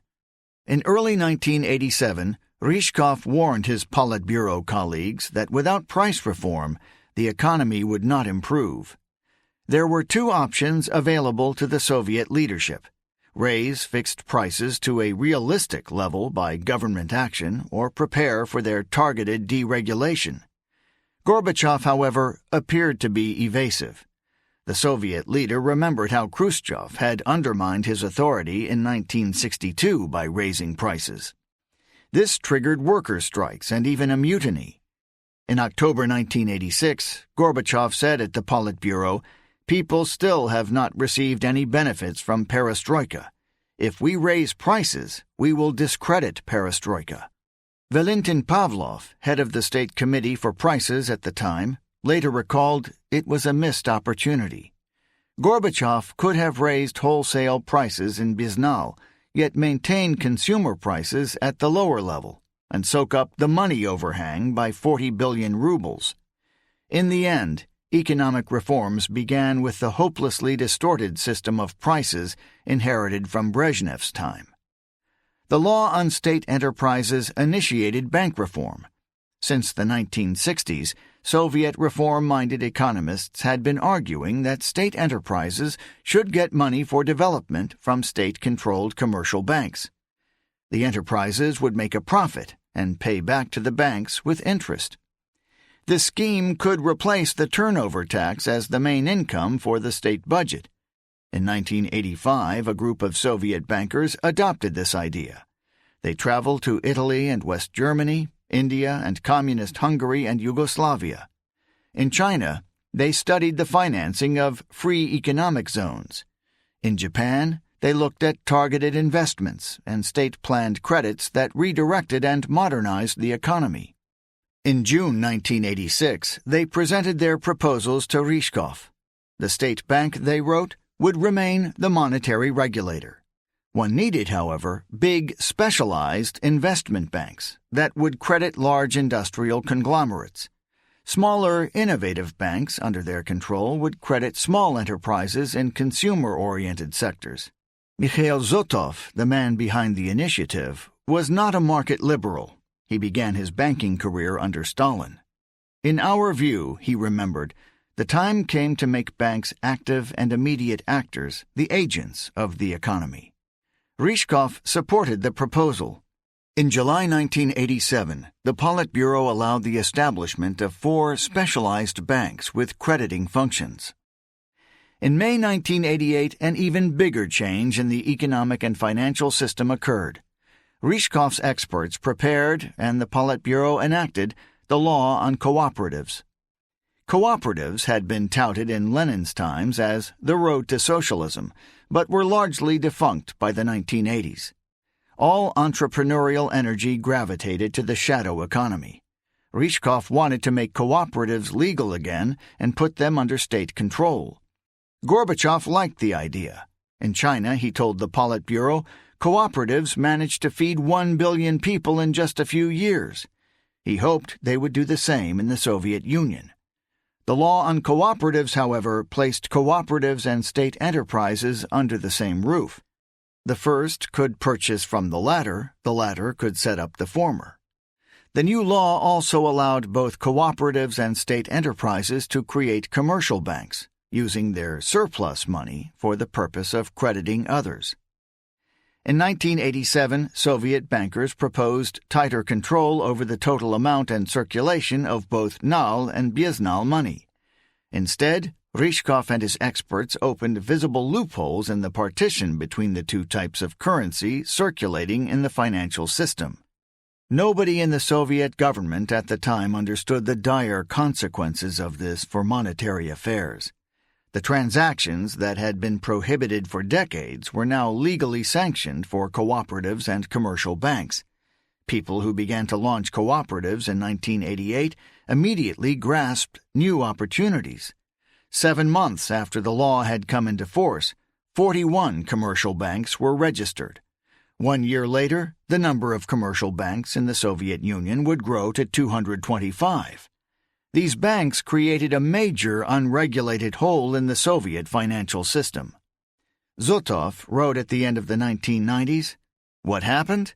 We dashed ahead in microeconomics. In practice, we almost completely liberalized banks and monetary circulation." Cooperatives, credited by their own banks, began to buy resources and goods within the state economy from state enterprises at state-fixed prices. Then they sold those goods at higher market prices or exported them abroad at a profit of 500 and even more %. The state tax imposed on the cooperatives was only 10 to 13%.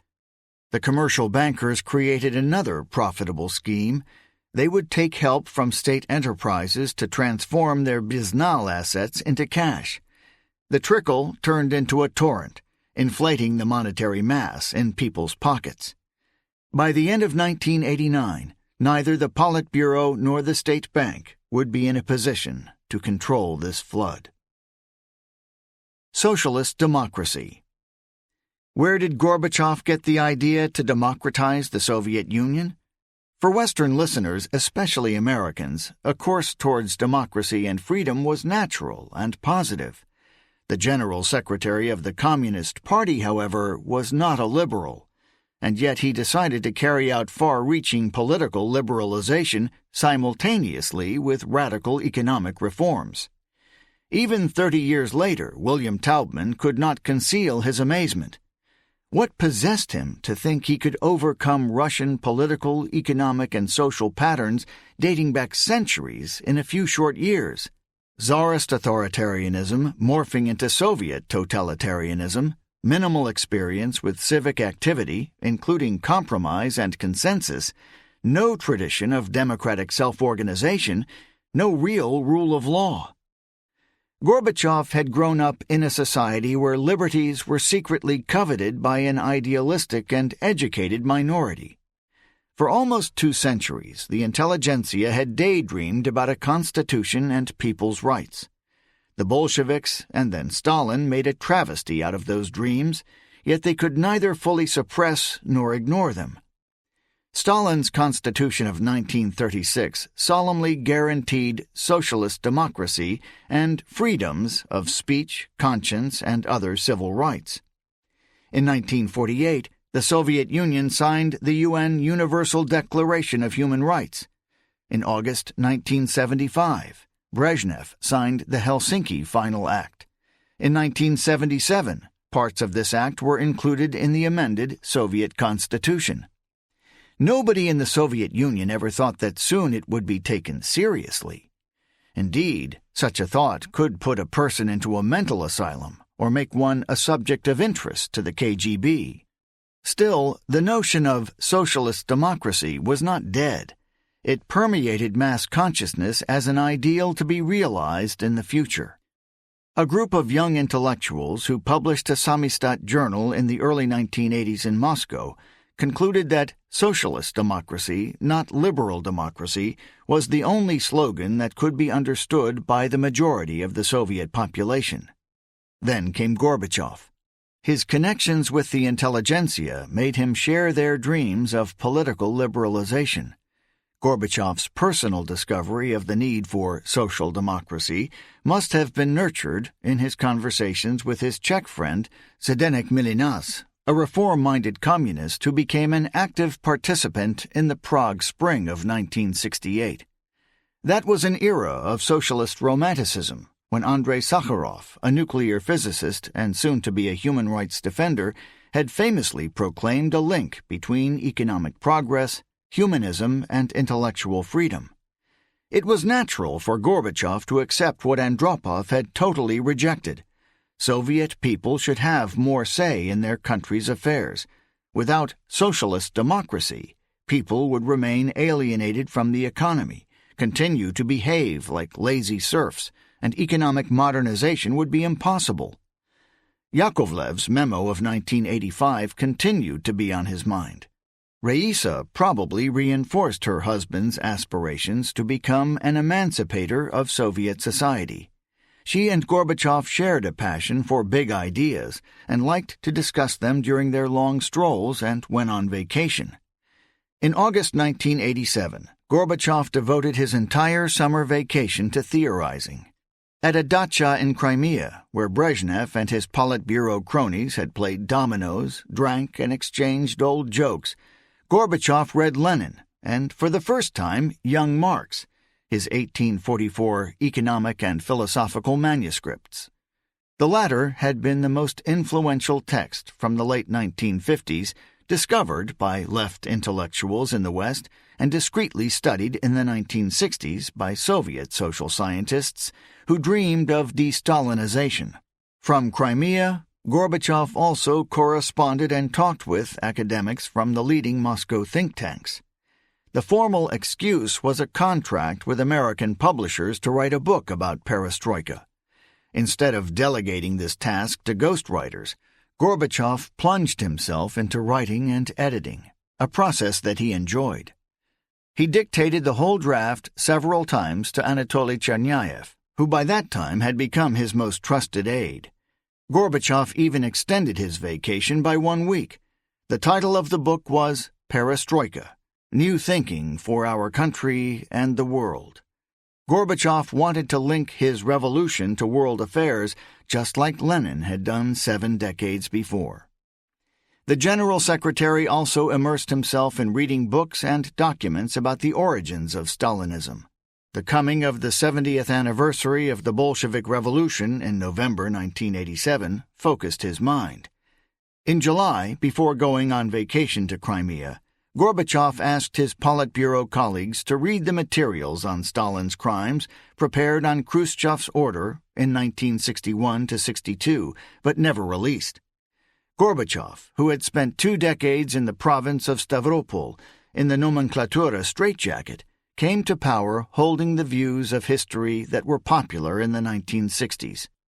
According to Chernayev, he still believed that if Lenin had not died in 1924, but at least 10 years later, socialism in the USSR would have been developed nicely.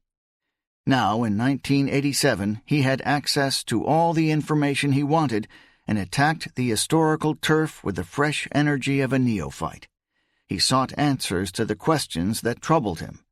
Why Stalin and his crimes? What glitch in the Leninist design led to tyranny and mass murder?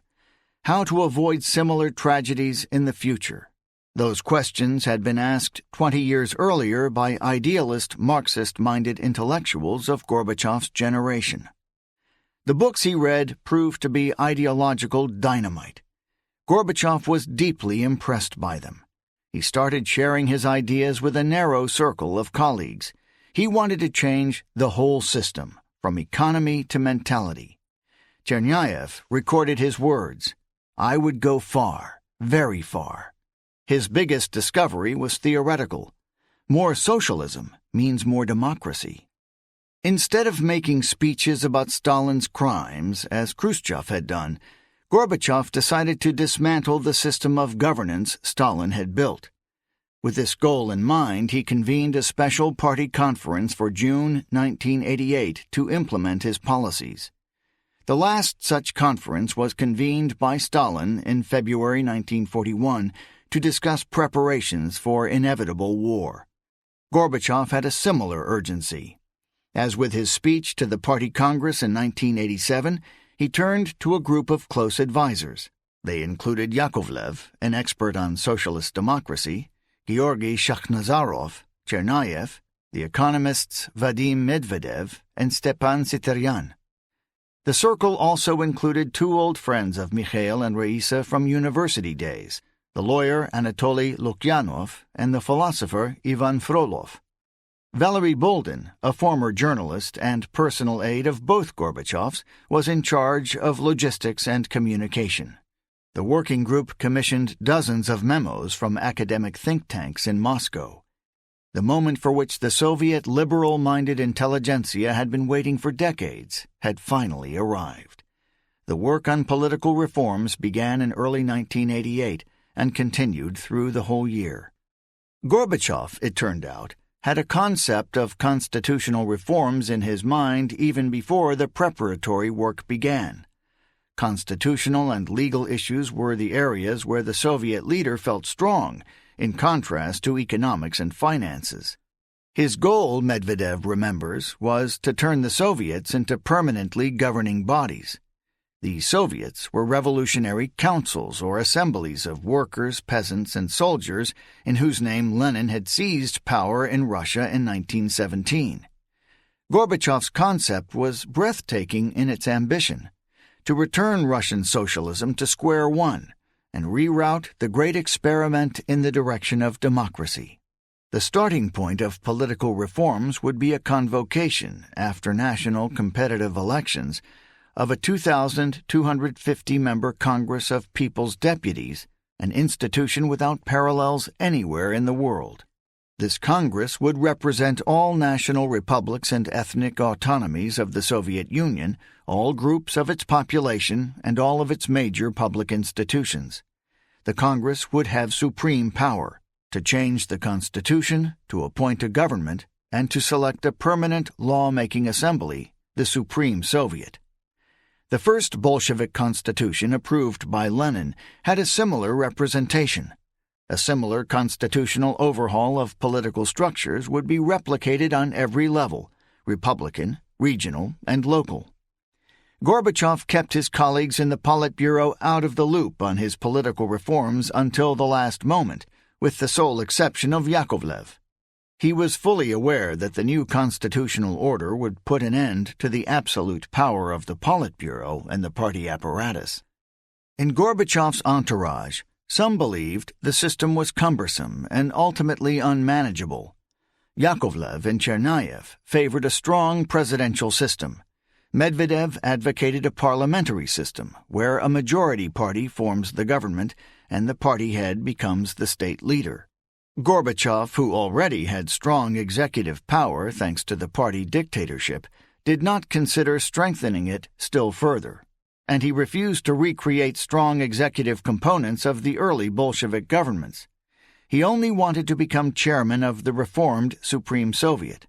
As Medvedev remembered, it was hard, most likely impossible, to sway him. It was an inexplicable departure from the Soviet and Russian practice of governance. Had Gorbachev proposed the creation of stronger executive power, constitutional and delegated by the new representative assemblies, he could have had it without any problem. Nobody could have prevented the Soviet leader occupying two positions, as General Secretary and head of the Soviet Supreme Executive Committee simultaneously. Some historians claim that Gorbachev wanted to have an all-empowered legislature to balance off the omnipotent party apparatus. Whatever his motives, Gorbachev's goal to give all power to the Soviets turned out to be a fundamental political error.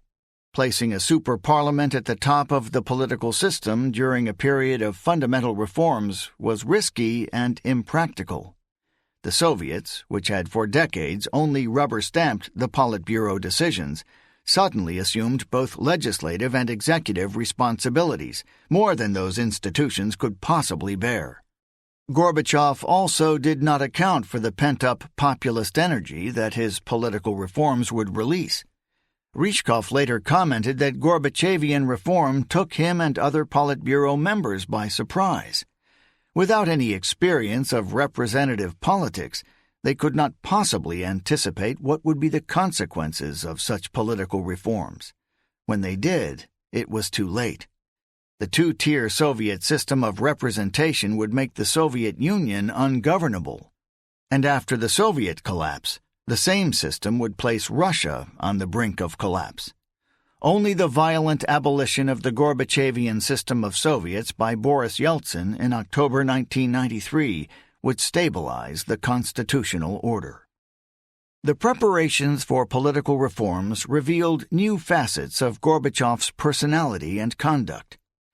In 1988, the Soviet leader began to show signs of hubris. He could not avoid the effects of power on his ego.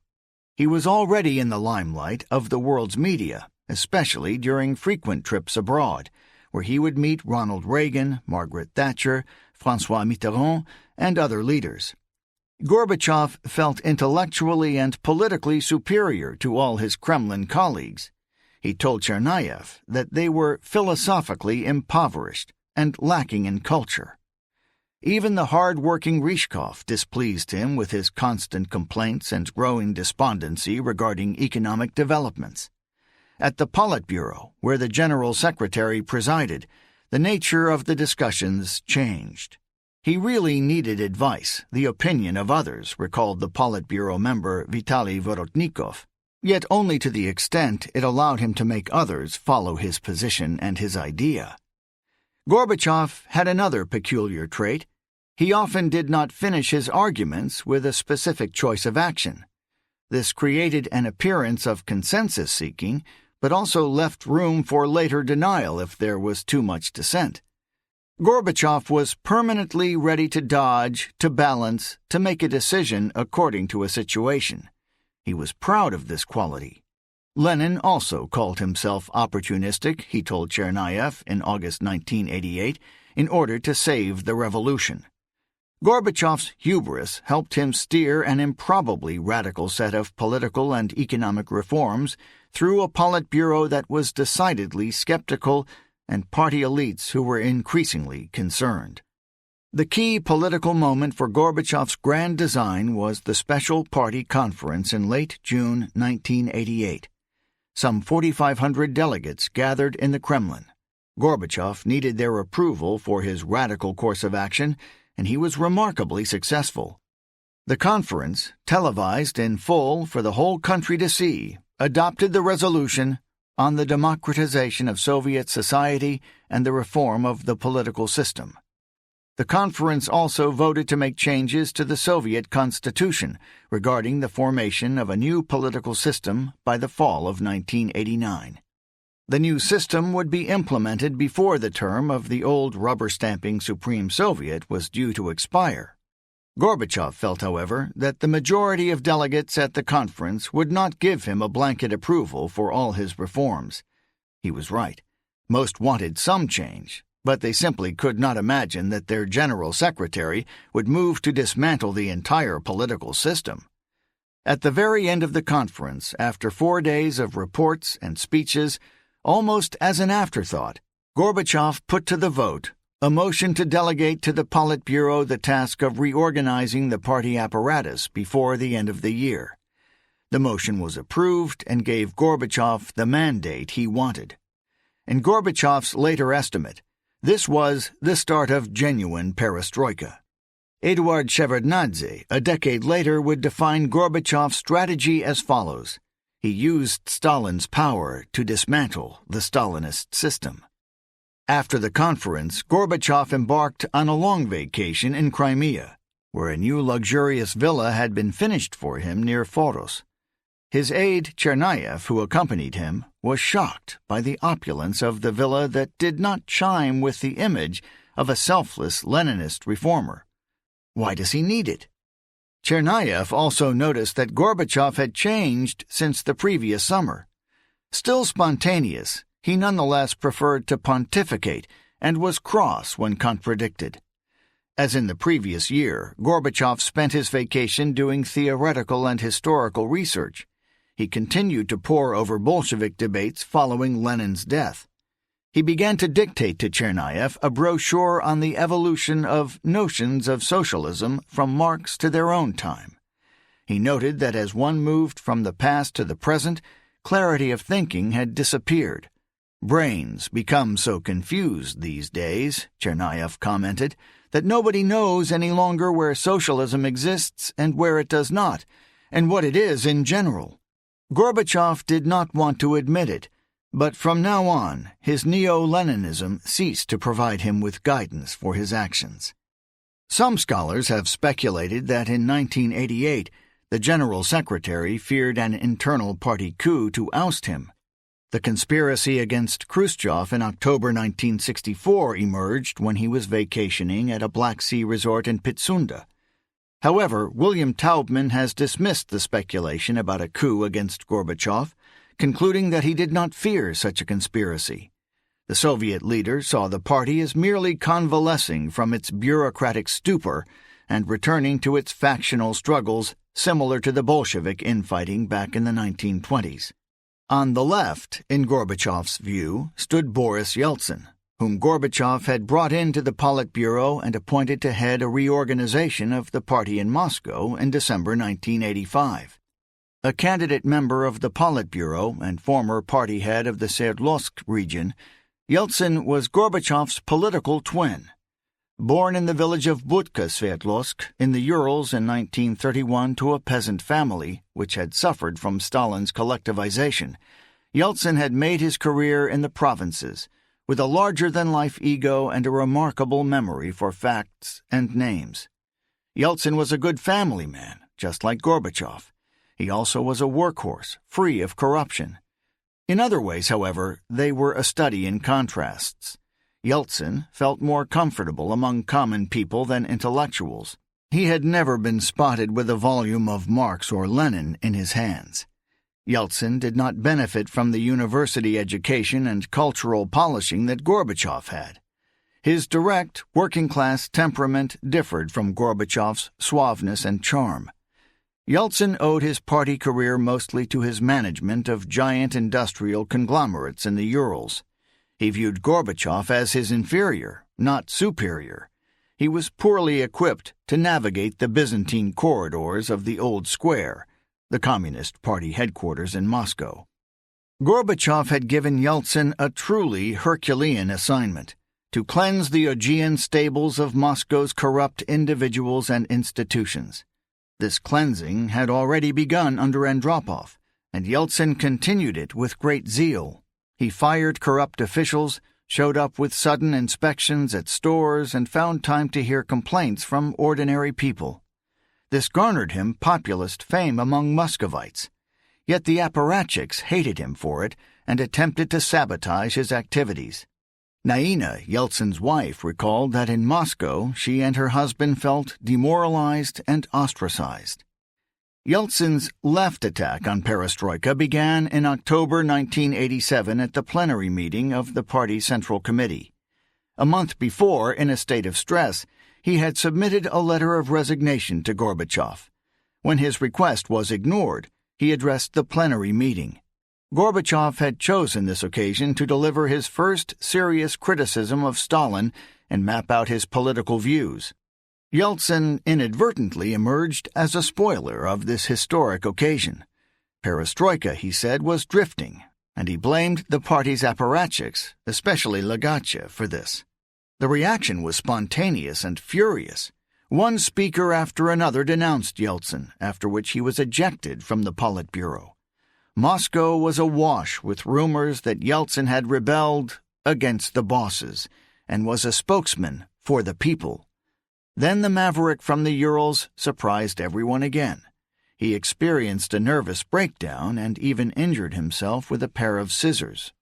In Brezhnev's time, a Politburo dissident would have been dispatched far away, perhaps as an ambassador to an African or a Central American country. Gorbachev chose not to do that. Instead, he subjected Yeltsin to enforced treatment in a party hospital, where doctors treated him with powerful injections as if he was in a psychiatric hospital. This was a traumatic experience that Yeltsin would never forgive or forget. He subsequently recovered from his breakdown. At the party conference in June 1988, he even humbly asked for forgiveness, but then once again criticized Gorbachev's perestroika for its lack of radicalism. He had acted as a spoiler for a second time, and clearly stole the thunder from the Soviet leader. In November, Yeltsin delivered an iconoclastic lecture at the High School of Komsomol in Moscow on the need for a multi-party system and competitive presidential elections. His popularity in Moscow and the Russian provinces skyrocketed.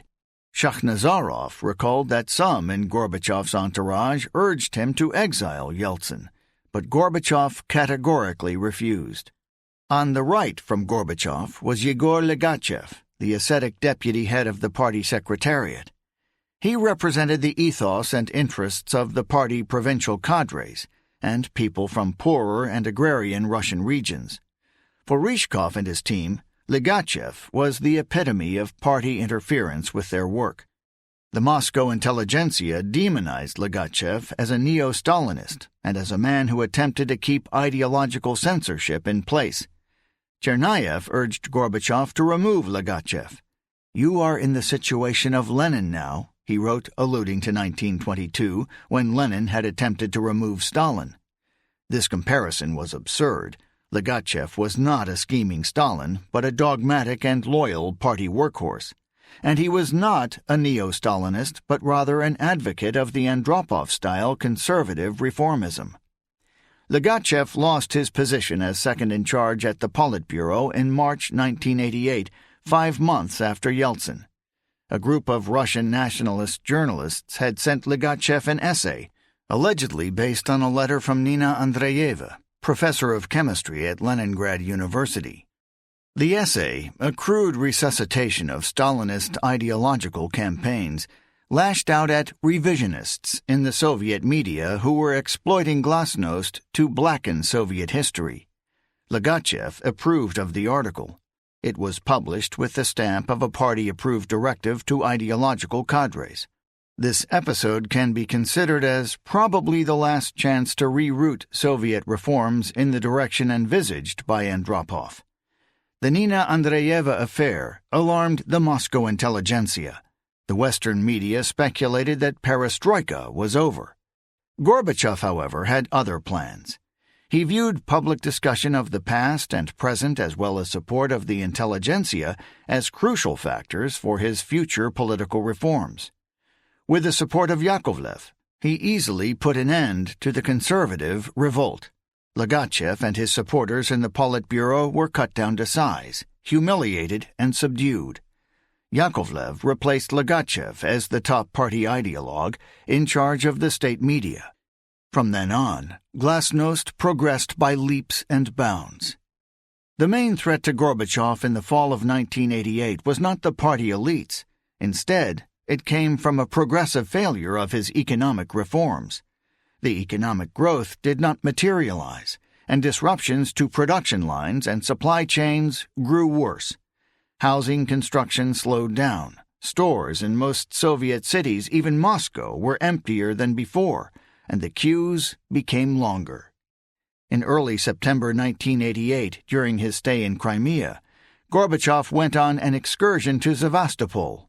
A crowd of locals surrounded him, complaining about the lack of housing, unpaid pensions, and so on.